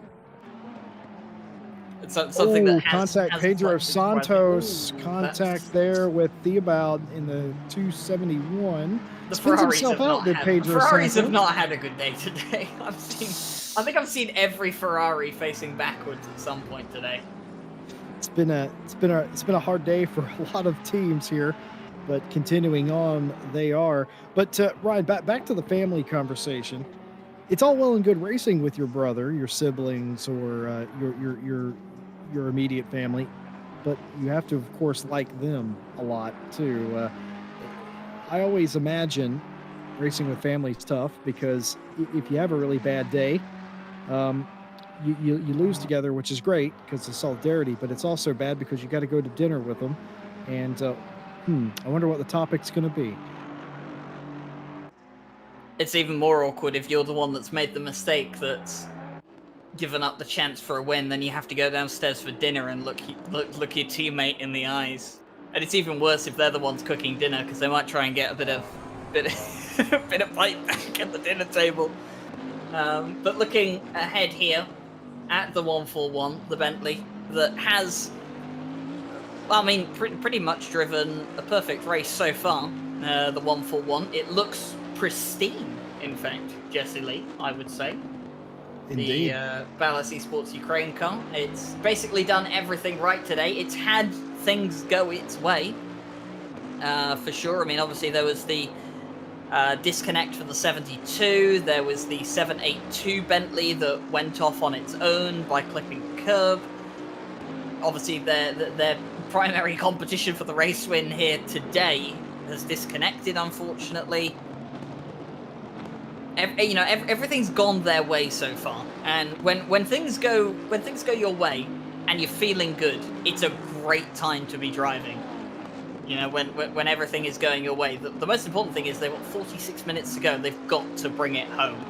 They have a 16.7 second lead over the car behind. They don't need to take any risks. The driver just needs to keep the car consistent, keep it off the curbs, and just bring it home safely, and they'll have a nice bag of points from round 2. And where did the 141 finish in race 1? 7th place a week ago. So picking up a race win on top of the 7th place, that could put them in good contention to lead the championship, Jesse. Yeah, it sure will. I was just going to say, for Dominic Kronasheven and the 141 Ballas Esports Ukraine team, it is a...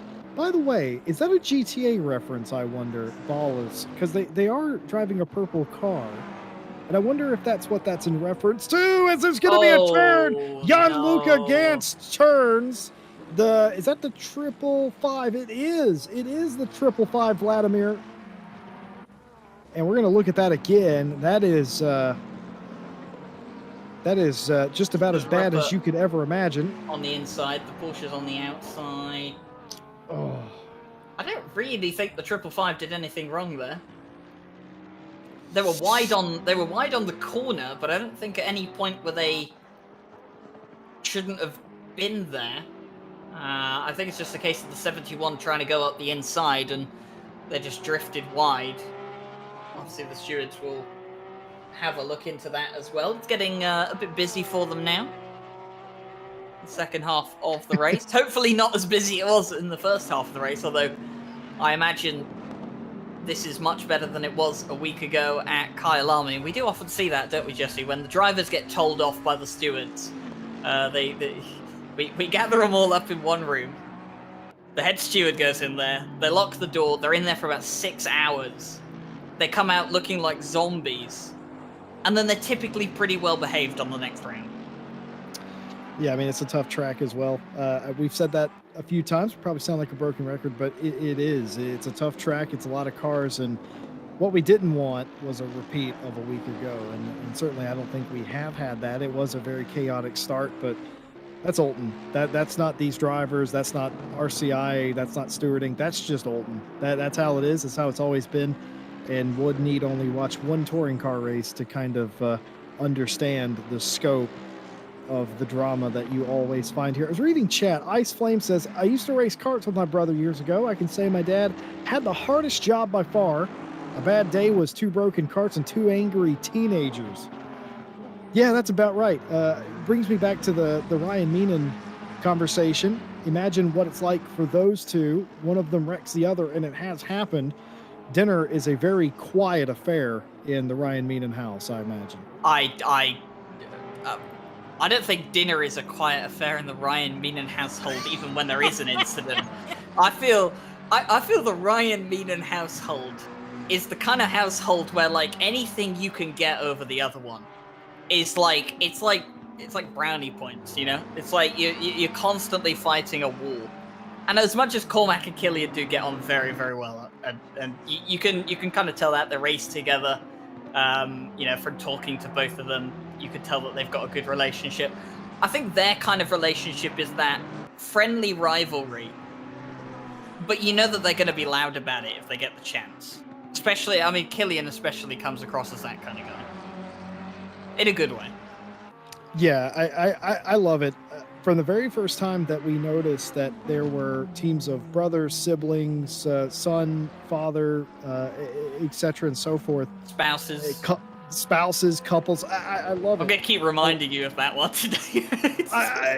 Look, I'm just jealous. I literally am. I'm jealous of what the Roses have. I really am.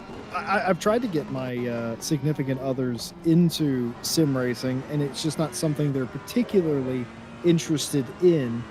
And it's rather unfortunate. I'd love to do that as a couple's activity, the Roses living the life. But from the very moment that I realized that racing has always been in America a family sport. That's what we call it. We call racing a family sport because it starts off with going to local karting tracks with your dad or with your brother, etc., and so forth. And that's how it starts, isn't it? And it's great to see that in sim racing. But it also, like we were saying, it must be really frustrating. Can you imagine the dynamic being thrown off if you crash into, let's say I crash into Bart Matcha, I get to turn my computer off and go away. If I crash into my brother, he's going to be knocking on the door. That's not great. You don't want to have incidents like that. But oh boy, you love to see it. You hate it for the McCalls today. They've been taken out of the race, and folks, like I said earlier, if you haven't been with us, you've missed a very compelling race. The outside pole sitter, second place in the Porsche, the 72, took the lead early and was looking like they were going to be the car to beat. Well, they disconnected. They did not finish the race. And, well, it was looking like it may be the McCall's day in the 44, and they disconnected out of what would have been at the time the second place position. So 2 out of the top 3 cars are no longer taking part in the race. I said 72. I think I meant to say 70. We've had quite a few retirements as well. Remember, we started with 31 cars. We're down to 24. So we have unfortunately lost quite a few cars today. Some of them through no fault of their own, of course.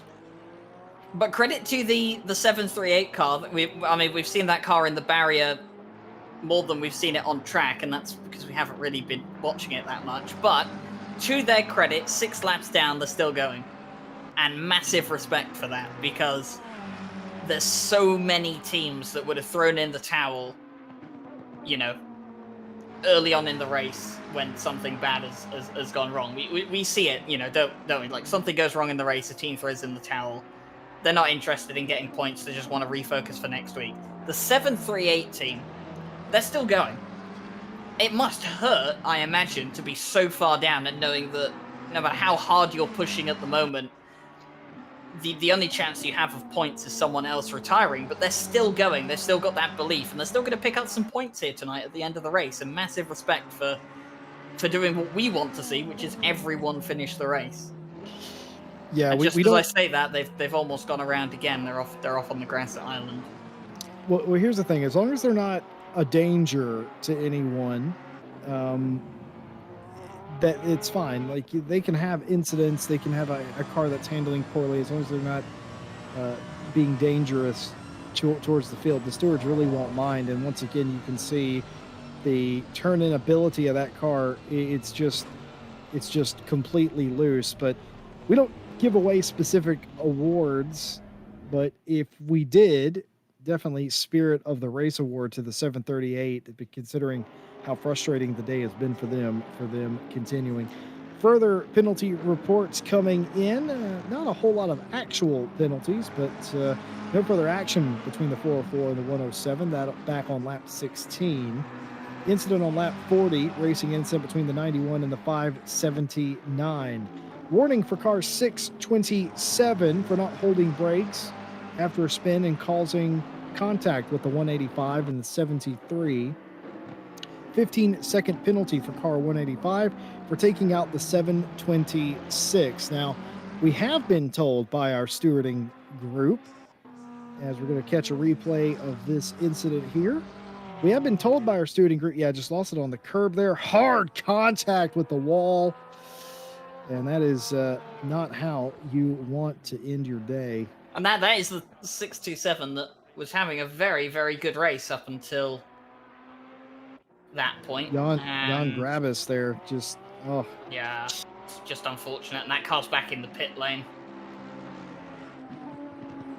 But we're being told by our stewarding department that the ACC element that reports incidents and contacts, much in the same way that if you were playing single player or even if you're playing multiplayer, it tells you that you've had a contact with a car, that thing has ceased to function in this race. Now, what does that mean? Well, that means that ACC is no longer reporting incidents with car like that. It won't be reporting that, what you just saw between Pedro Santos and the 271. So what the stewarding staff, oh no, more contact between the 271 and the 91, sending the 91 around. Santos backwards again. Not what you want to see.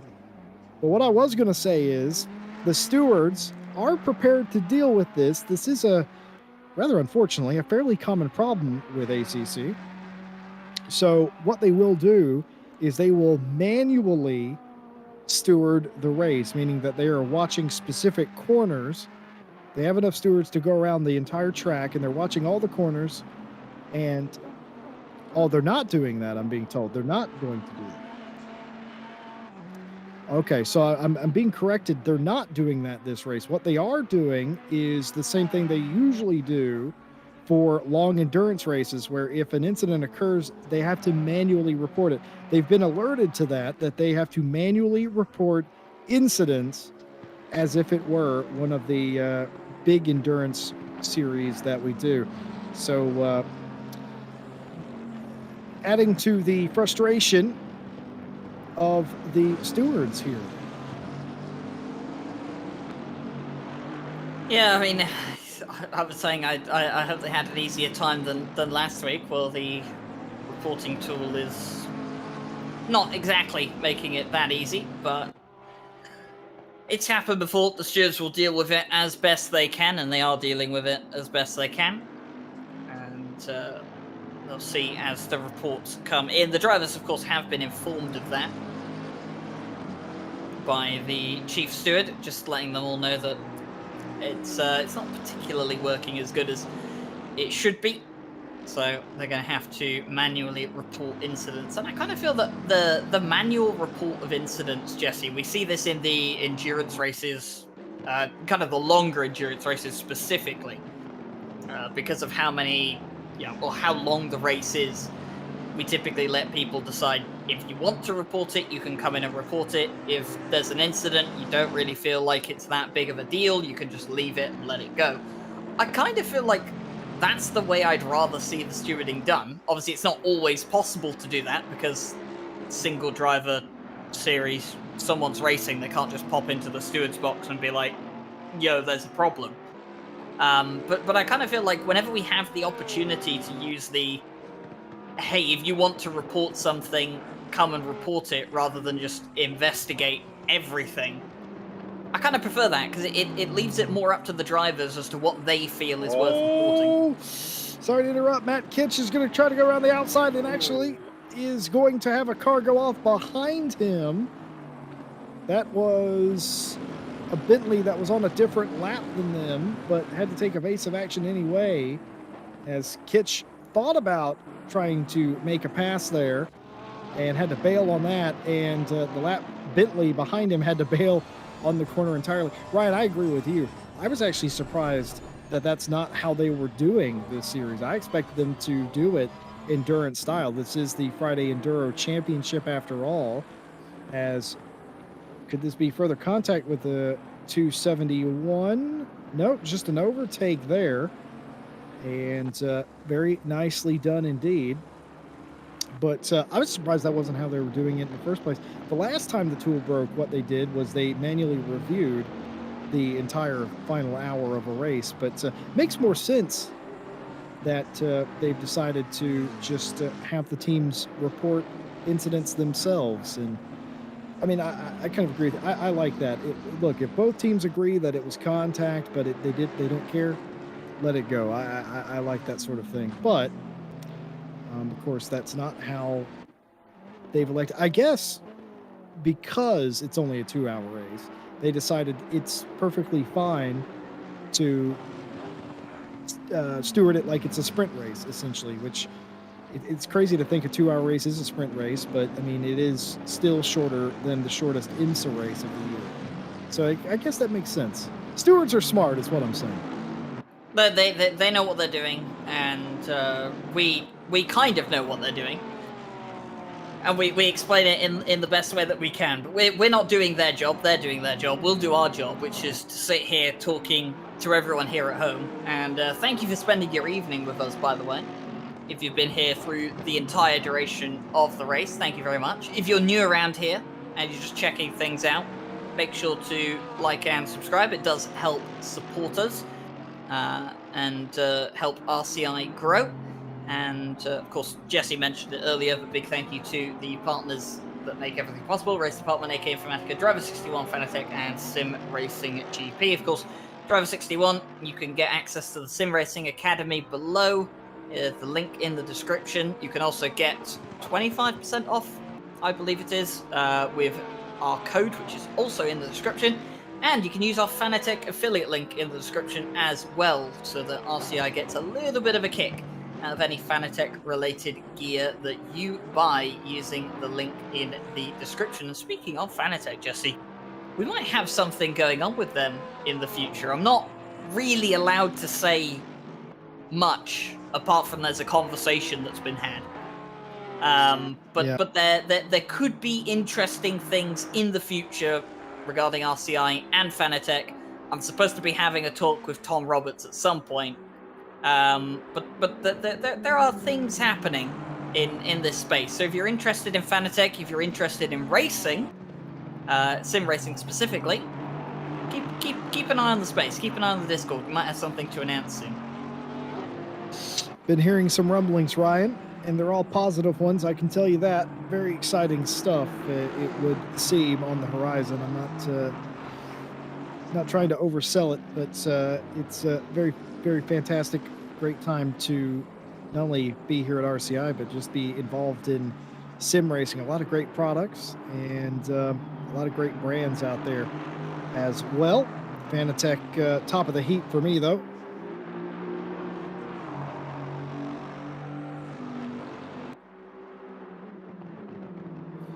Just entering the final 30 minutes of the race, just about to go 8 in the morning, apparently, here at Alton Park in the UK. Race number 2 of the Friday Enduro Championship. 8 races, by the way, 2 hours in length. And Kyalami a week ago, this race, a mark above, has been high drama. 2 of the top 3 runners out of the race has completely changed the complexion. The 141 Kronoshaven, Dimitri Kronoshaven in the 141, leading the race by a margin over the one of Witzak. And what about Crozen all the way up into 3rd? Crazy to think that car was 5th or 6th an hour ago and all the way onto the podium now. The 95 of Scheckerman leading the silver class over Strapa. Strapa has a 15-second penalty, but is really close to just being above that as AJ Jones goes off into the chicane and loses a spot or 2. That'll promote Kitch up inside the top 10 there. But, of course, with the issues that the 567 and some of the other cars have had, Heath in the 100 is now up to 3rd in the silver class. Serafini Danesi in the 722 in 4th, and now AJ Jones in 5th in the silver class, as Martin Lawrence would very much like to get around him and might do here in the penultimate corner. Everyone thinks that's the last corner. It isn't. Of course, you have Deerleaf, which is actually the last corner, though most people, I reckon, refer to Lodge as the last one. Alton Park, one of those circuits. How many corners are they? Oh, let's do we have time for this? We got 27 minutes. Do we have time to go into a track map conversation? I'm not sure we do. Maybe we could revisit it. Maybe we could revisit it, Jesse Lee, during the next EWC stream at Donington. Maybe, because Donington's probably an interesting one to bring up track maps again. Let's not bore people tonight with track maps. I'm not going to bore them. I am going to tell them the story, however. Oh, God. This became an issue a long time ago. Ryan Gill, who makes a lot of our graphics, if not all of our graphics, fantastic job. He also used to make these elaborate sort of track map guides, and there was a race that I was comsing that he wasn't on, but he had just completed the track map, and I wouldn't say yelled at me, he strongly urged me not to get involved in a conversation of how many corners Zandvoort had. And I was very confused by that, because I know exactly how many corners. It was Zolder, excuse me. I know exactly how many corners there are in Zolder until I looked at the track map, and I became instantly confused, which devolved into an hour conversation of how track corner listings, there's no standard. Everyone sort of just makes it up. There's an entire race department post that I made that I was kind of hoping would get a lot of attention, because no one had ever mentioned it. I'd googled loads of stuff about track maps and stuff, and no one's ever mentioned it. So I was kind of hoping it would like get some attention, and then I had like 2 comments on it, so I was like kind of disappointed that no one else shared my enthusiasm about the subject. And that's kind of just how it's been left. We'll revisit the broad subject in an endurance race at a later time when there's absolutely nothing going on. Just been told British GT's at Alton Park this weekend. The last time I watched a British GT race at Alton Park, Nikki Team was cursing on live television. Oh, well, actually, I mean, not to do a bit of self-promotion here, but if anyone's going to be at the Donington Decider this year for British GT, there's a little RCI staff meetup going on. If anyone is interested in coming down to Donington Park, I will be there. I believe Phil Roberts is going to be there. Tom Bryant, Chief Steward Tom Bryant, is going to be there. Community moderator Ted Edwards, I believe, is going to be there. I think we have a couple of other people. I'm trying to figure out if George Smith will be there. I don't know, and it's currently a question mark as to whether Harry Conway will be there either. But there are going to be a few RCI staff members about at Donington. Are you telling me if I come to the Decider at Donington for British GT, I can meet the internet's Ryan Gill?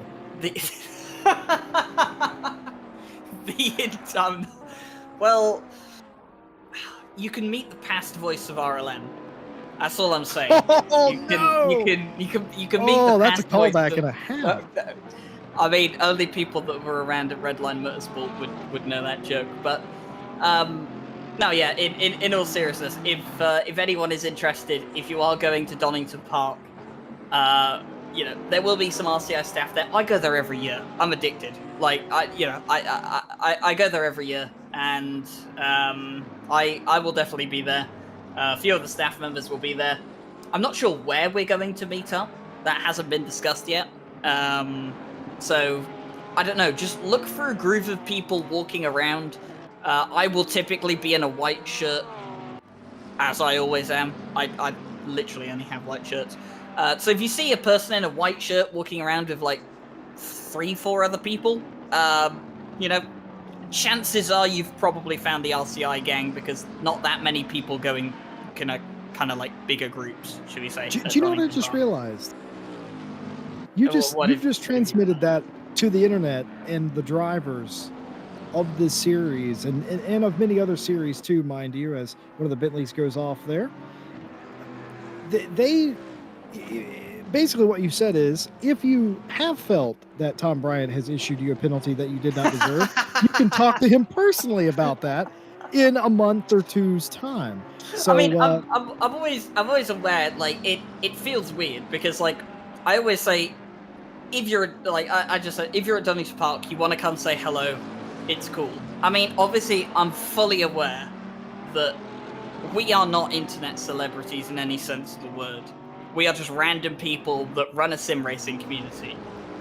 However, sim racing people are everywhere at real world tracks for real world events. But it's very, very hard to pick out anyone in the crowd because you don't know who is a sim racing fan and who isn't. And also, there's not really like, you don't really just hear of people meeting up like that much at tracks for just communities, for example.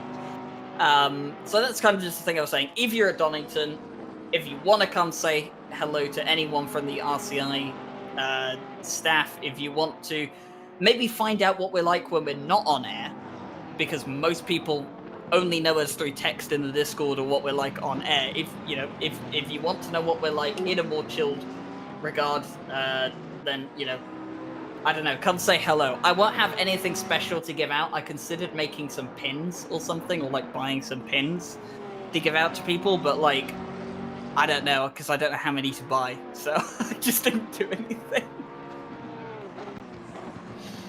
Well, if you're going to be at Donington, come say hello. It's going to be awesome. You're famous to me, Ryan Gill. You are the internet's Ryan Gill. And I gotta say, as far as internet personalities go, you're a big one to me. You know what? We may only average anywhere between 20 to, in some cases, 100 views or at any given time, but I reckon a lot of our people here that subscribe to RCI TV are just about the most loyal people and diehard motorsport fans as well. Just don't mention F1. Moving on then, 20 minutes of the race to go, and looking at Rins Crozen in third place. Trying to see if they can round out this with a podium finish. They're about 1.4 seconds off the number 1 Bentley at this stage.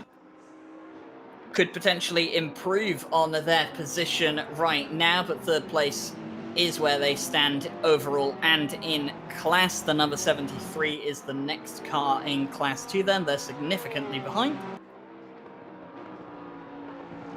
And looking down, just looking down through the field, Jesse, it hasn't been the greatest recovery for the 782 that went off early in the race. The Bentley that was leading after the 72 disconnected, so they haven't really had a great fight back through the field. So whether the 782 has had a couple of issues that we haven't quite spotted on camera, but they've definitely not come back up through the field as quick as I thought they would. No, you're right. I was thinking that myself, that Minnow Crozen in the 782 bunch hasn't really done a whole lot. This is the 271. Sebastian, oh dear. Well, oh, that rejoin, that could have been a bit nasty. Turns out it wasn't so much, as Rins Crozen has caught the back of the 1 here. Has caught the back of the 1 and looks significantly faster at this stage in the race, I would say. The number 8, they have been catching. I wonder if the 1 is fuel saving, Ryan. I wonder if he's having to save a little fuel here. I mean, I wouldn't think so. I mean, the Bentley can hold a lot of fuel, and it's very good on its fuel economy. I don't really think in a 2-hour race... I mean, underfueling to me in a 2-hour race just seems a bit silly, especially in a car like the Bentley where it's not necessary at all. I don't know. If that's fuel saving, I'd be very surprised. You make a good point, though. It could entirely be that. But I do doubt it. I think it might just be a pace difference at the moment. And this is similar to what we saw earlier with the 141 and the 44, isn't it? Where, it looked like Morgan McCall was quicker than the 141, but just couldn't really find the ideal part to get past on track. I think the number 8 is kind of in that situation right now. They're right behind the number 1, but they just can't really find a way through at the moment. you need to be significantly quicker than the car ahead to get a move done on here. And one of the big problems the Porsche has, it's not the quickest in a straight line. And there aren't many straights around here at Oulton, and you have to maximize the most out of them. And the Porsche is not really the best car at doing that. And oh, there's the Bentley. Oh, that might be it. That's the curb that you're not supposed to touch. The Bentley's got away with it. It's got good brakes, that Porsche. Will he try and use them here? No, I think the number 8 was just too far back. The number 1's got away with that one. And we're going to see coming into the last couple of corners now, is Crowson going to have a look? Nope. Has to keep it single file, but I think the number 1's got away with that one, Jesse. Oh, yeah, he just about got away with that, as Witzik just staying in front. And how many times have we seen this in an RCI race where a car is so much faster, Crowson is so much faster, you can just see it, but it doesn't matter. Witzik just doing everything right in the one to keep that car in front. Meanwhile, the 141 of Korshaven just laughing their way all the way to the bank. I was going to mention earlier, 141 was gifted that sort of gap. I won't say that position, but that gap was gifted to them. And a lot of times you get lulled into complacent, and that's where you make mistakes. Well, that hasn't been the case for the 141. They've been very steady on and very mindful of the traffic around them. You have to stay alert. You have to be vigilant. It's not as easy as it looks. One mistake and, well, all 17 of those seconds will certainly disappear, but not on their mind. But the one is doing a lot of mirror driving, I can promise you that, trying to keep that Porsche behind. Like you said, that's the biggest problem with the Porsche. Does not have straight line speed, and that's what's saving the Bentley right now. Battle right here for the 7th place position. Not a place in class, but even if Gans gets by Heath in the 100, it really won't matter with the 15-second penalty. I was going to say something earlier. Scheckerman in the 95 leading in high silver, and 7.5 seconds behind him is Strappa in the 185.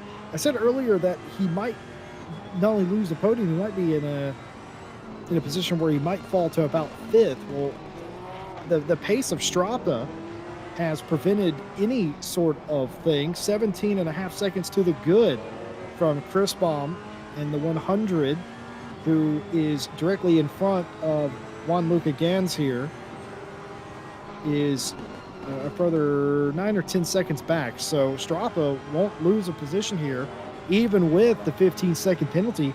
Looking good for second as we continue to watch this battle for 7.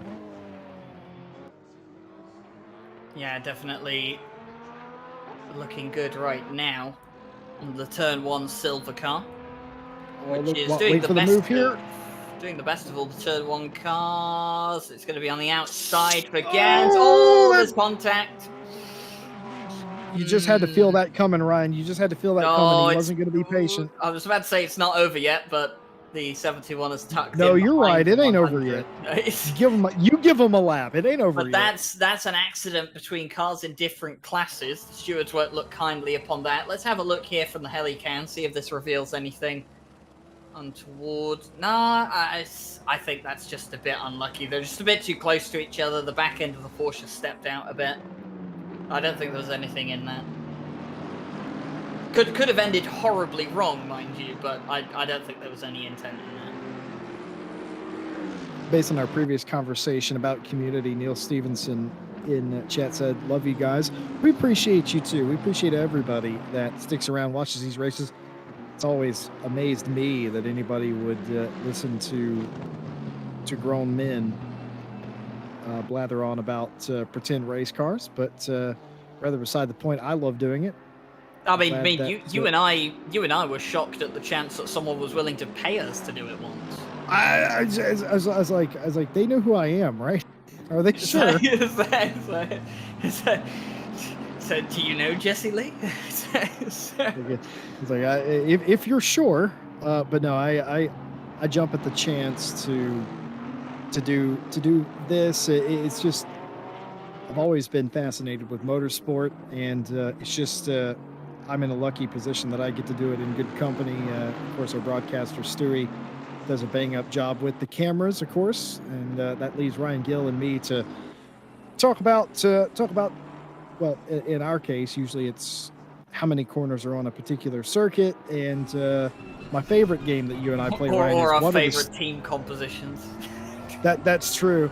Or my other favorite thing we do a lot that I've been told is we talk about we wonder what the stewards are thinking a lot. Apparently. We do. I think the reason we wonder what the stewards are thinking so much is because we're not in there, and things happen on the track, and we always kind of we always kind of allude to the fact that I mean, because I've particularly myself, I kind of peer my head into the steward's box every now and then. I wish them good luck. You know, but I don't do stewarding at all. I know you do some stewarding, Jesse, in the endurance races. But I don't do it at all. So for me, it's always like when there's an accident on track, sometimes my mind immediately just goes to like, are the stewards just wincing right now as their face palms of paper's been thrown around? Because like I'm not in there. I'm not all in on what happens in the stewarding box. Well, the short answer is yes. Yes, they are. The most you'll see me go into the stewarding box is peek my head in. If everything's going well, I'll leave them alone. If everything's not going well, I'll also leave them alone. I like to hear their feedback. Post race, most of the time, I go to the steward's box and I either ask them a couple questions or I'm just listening for feedback, and it's great to pick their brains on certain things, and of course they do a bang up job keeping us in the know. Speaking of which, here we go, folks. Warning for car 102, warning for car 91, 15-second penalty for car 71 for taking out the 555, warning for car 555 for making avoidable contact with the 837, 15-second penalty for car 107 for braking too late, taking out the 837. No further action between the 271 and the 91. Racing incident between the 271 and the 91. Racing incident between the 271 and the 91. And yes, those were all different incidences together. Up on the inside and nicely done. Finally gets that position, but does he get to keep it here? Yeah. Yes, he does. Warning for car 837 for not holding brakes after a spin. No further action between the 271 and the 102. 5-second penalty for car 197 for taking out car 271 at Lodge. 5-second penalty for 271 and a warning for rejoining impeding the 8 after contact with the 271. Warning up to 5-second penalty because it was their second warning. I've just been told by Tobias Hopner in the chat their teammate got home and just barely saved them from getting the 130-second penalty for not having both drivers do a stint. Now that's a teammate right there. Now that is timing. 10 minutes left of the race.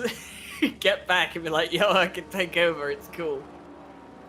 That's a teammate. That's a keeper right there. We have seen, by the way, Rins Croson has got past the number 1 Bentley. You can see the Porsche just disappearing up into the distance. That's kind of a sign that a car is much quicker than someone. Just struggled to find a way through for quite a while, but the number 1 held them off for as long as they could, did a really good job, and I'm pretty sure they'll be happy with a 3rd place finish here today. Just need to keep it on the track now, bring it home, nice and comfortable, and obviously look forward to the next race. But for the number 8, it's been a decent recovery. They've had a couple of offs today. Yeah, they were involved in one of the big accidents on lap 1 and have recovered mightily. I'm going to play devil's advocate here. Had they got around the 1 about 5 or 6 minutes ago, I'd be interested to see how much they could run down the 141. I think they are faster than the 141. Was that Minnow Croson? It was Minnow Croson. Oh no! I was talking about Rins Croson and now Minnow Croson in the background, racing for two different teams. This is the same thing. It's the same thing that Darren Mulholland did earlier in the race. Look at him stop this car! Oh, Minnow drove to the Oh dear. absolute. Oh, is that Chris Baum? Is that Lars Chris Baum? It is. Bombs off as well. Yep, and there's another case of just getting it wrong on the curbs. Touch the grass a bit, and the car goes. Bonk. Well, I hate to. I hate to. You sound like Mike Jones there for a second. I hate to say I told you so, but remember when I said late into a run the cars start handling really badly? Well, it's around about that time. I'm glad I wasn't wrong that when I said it won't be the last time we see someone lose it on the curbs, and then there's 2 accidents within the space of a few seconds. Obviously not to the benefit of the drivers involved, but it does just show how easy it is to do it around here. You get a corner slightly wrong, and it will punish you. And I mean, if anything, Darren Mulholland will probably feel a bit better about himself now that he's seen his teammate do the exact same mistake. And I can tell you from experience, there's nothing that comforts you more knowing that a teammate has made an identical mistake to you, because then you all of a sudden have a huge load off your shoulders. You're like, oh, it's not just me. Although it doesn't really help the team situation, and I'm pretty sure that that Menno Krozen won't be too happy about it. That's a heck of a feeling. You see your teammate spin, you get in the car, and you're like, oh, I wonder what's going on with the car. You spin out, and you're like, oh, great, it's both of us. That's what's going on with the car. Yeah, it's like that. Well, at least I understand. Well, we haven't seen too much of this man today, Dominic Korosavin, in the 141 for the Ballas Esports Ukraine team. Well, that's because they've been very quiet, and for the past hour, they've been very quiet out in front of this race, and they are just 6 minutes and some change, or excuse me, 5 minutes and some change away from a fantastic win.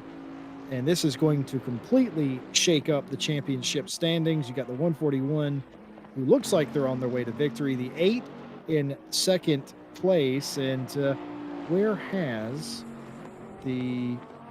Yes, we've lost.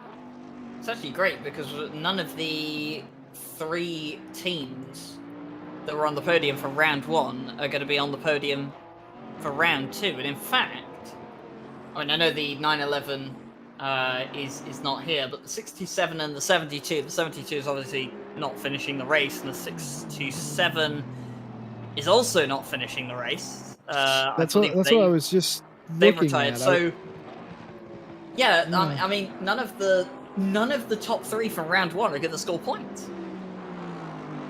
Sebastian Bernier has joined us in chat. Hello, mes amis. Still have PTSD from that corner, and he would Island Bend, in the McLaren. Yeah. Yep. It is a tricky corner. I mean, Dusan Slizik.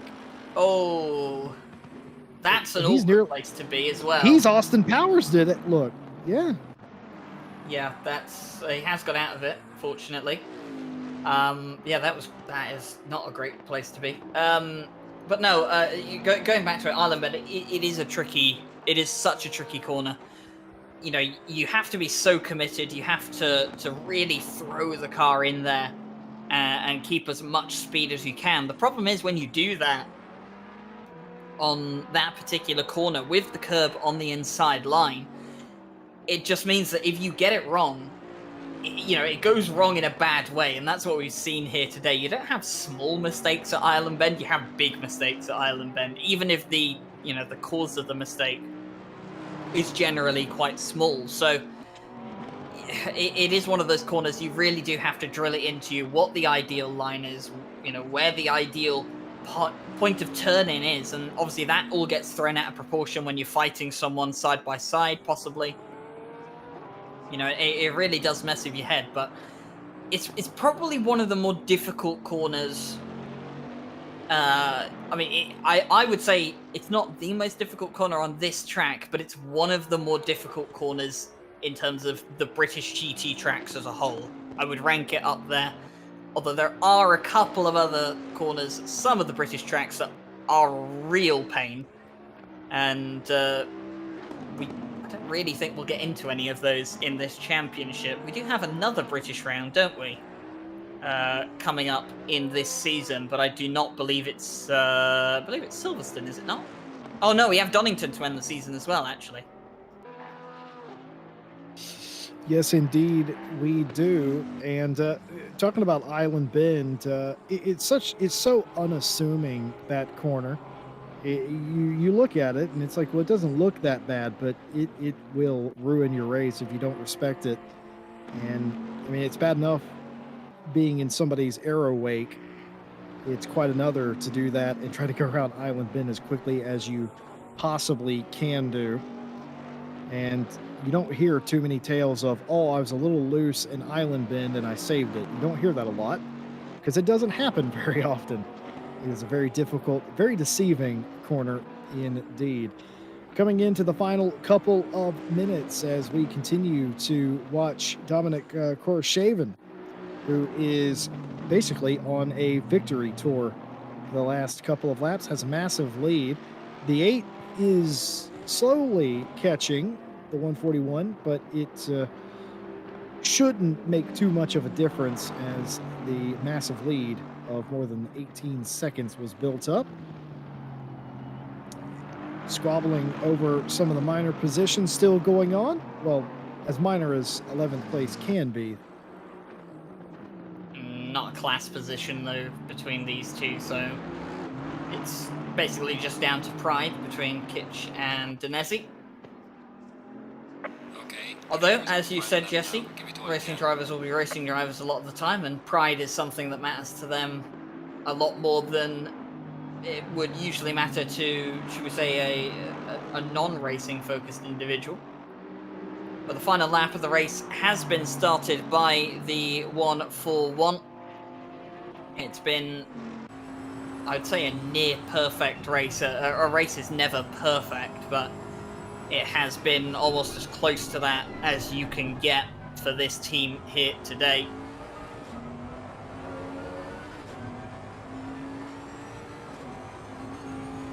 And that car looks smooth as well. I mean, just watching the onboard here, that car looks comfortable. I was thinking that myself, right? It really does. Whenever you have a good handling car, a car that responds, and your driver's nice, calm, cool, and collected like Dominic is here, it just makes it look so easy. And it's just been such a fantastic race for the Ballas Esports Ukraine team, and they're going to pick up this win. The championship will roll on into round 3, and it's going to look very, very different for round 3. 2 hard rounds to start with Kyalami and now Alton Park, and it has been a complete, I won't say inverse, but it's been a complete shuffle of the standings between the 2 rounds. But for today, Koroshavin will bring the Ballas Esports Ukraine car across the line here at Alton Park and win round 2 of the Friday Endurance Championship. And well done. Rens Krozen in the 8 will bring his Porsche to the line for a 2nd place and a well-deserved finish indeed. Was in it early and was able to rise to the occasion. And Witzak in the 1 Bentley will take the final podium position in Pro. A fantastic run for them as well. Scheckerman in the 95 is going to win in his Porsche for high silver. Strappa will finish 2nd. He has a 15-second penalty. It will not matter as Brian Scheckerman in the 95 for High Speed Ninjas comes across the line, winning high silver. Strappa across the line as well.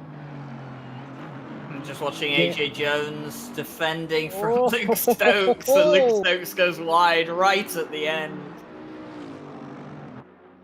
Very close stuff coming to the end. Gans will finish in 6th place. They will lose that position to what will be 3rd in silver. Kirk Heath in the 100 will come across the line. They will finish 7th. They'll be credited with 6th, but more importantly for them, 3rd in high silver. Well done. The rest of the top 10, Chris Baum and the 555 that of Vladimir, who has had a rough day all told, still finishes inside the top 10. And Martin Lawrence got into the top 10 as well in the connection lost 404. Well done. Results being confirmed the final results of the race being displayed to you here. Your winners, the 141, Pitchik and Korshaven. Excellent race by the 141. What was one of our keys to the race, Ryan Gill? You got to keep it on the racetrack. They kept it on the racetrack. They kept it up front, and they won the race. And it's a fantastic one, all things considered. What a crazy race. Matter of fact, we might have our race winners in for a little interview.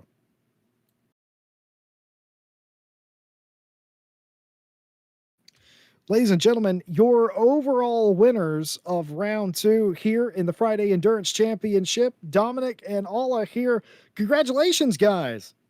Thank you. Thank you very much. Thank you. Thank you.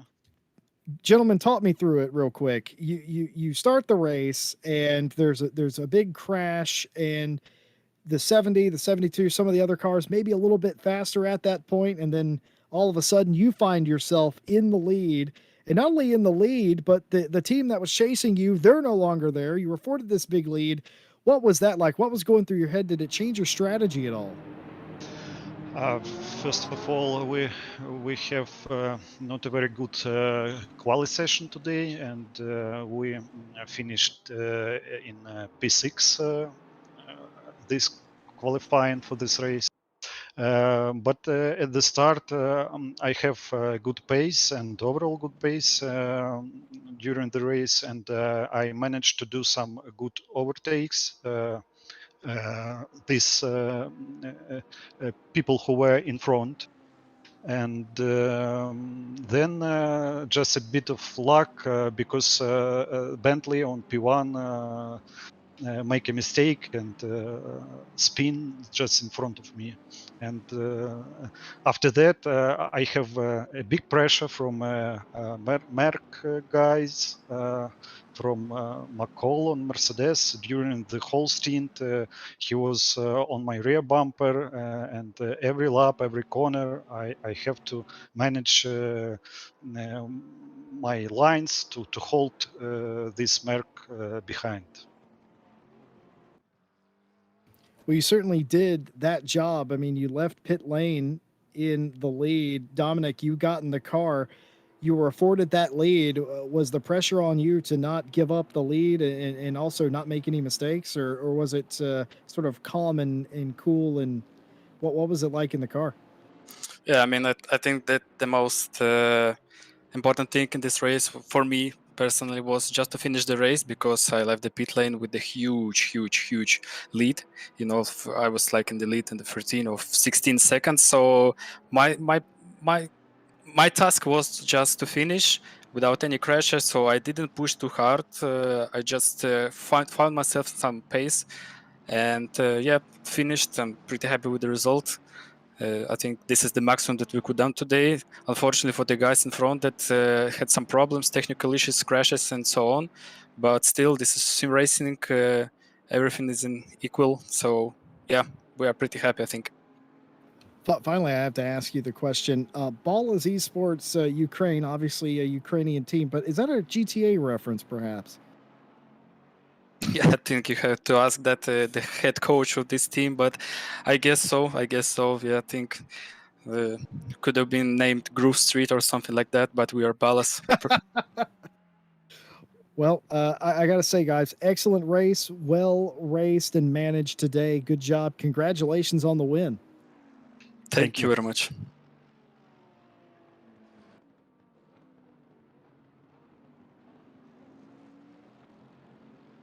And very quickly, on to the silver winners of the day. Congratulations. Thank you. Thank you. I have to say, we picked Porsches to dominate. They didn't, but somehow the High Speed Ninjas came across to win that one. Yes, yes. Yeah, okay. Most of the credits will go to Sam, because he was just flying today. He was really flying.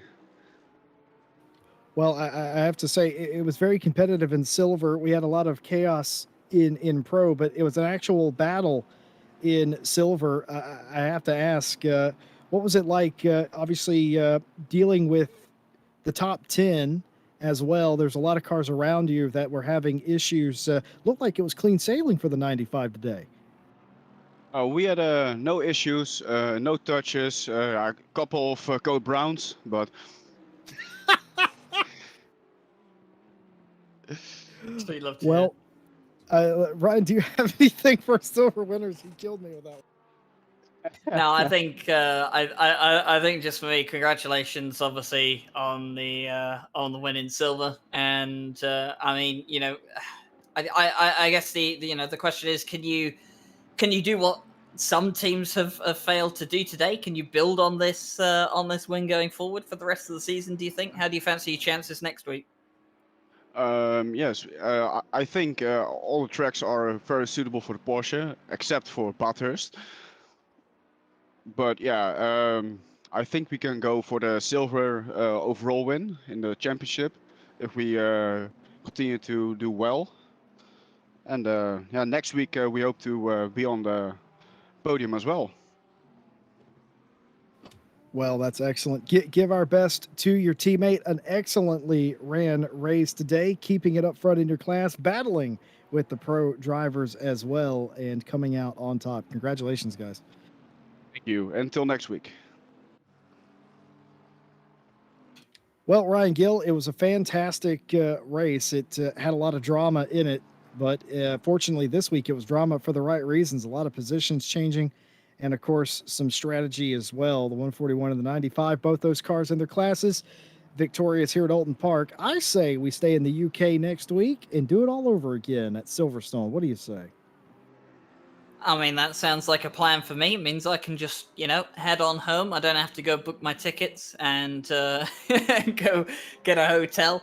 But yeah, we'll be back at Silverstone in a week's time. Joshua Devonshire will be back in the commentary box as well. I was just here for Alton Park today. I might make an appearance later on in the season. It entirely depends if I'm needed, but I'm just going to be a bit of a backup for this season. So I'll be wandering down in the pit lane, Jesse. I'll be getting smoothies and crisp packets from all the teams that'll give me stuff.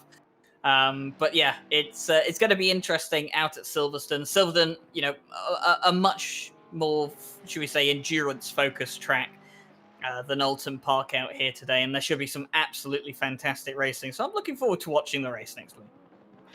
There absolutely will be. Well, folks, if you are sad that it's over, well, don't worry. We got you covered this weekend. Night Owl starts up with its brand new season, Season 6, tomorrow night at 2200 UTC.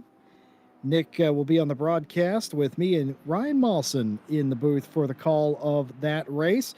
And as you know, with all Night Owl seasons, there's a extra little twist to it, and you're going to want to catch that tomorrow evening. Come hang out with us on a Saturday night. And of course, Thursday GT4 Championship in Season 4 will continue with Christian, Josh, and Tim next week. And we'll be right back here with you on the 17th for round 3 of the Friday Enduro Championship.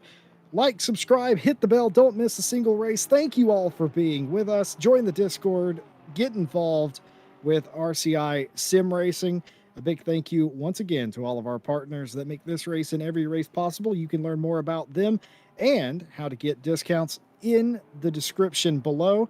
On behalf of myself, Jesse Lee, and Mr. Ryan Gill and Stewie behind the cameras and the entire staff here at RCI, we thank you for watching, and we'll see you next time.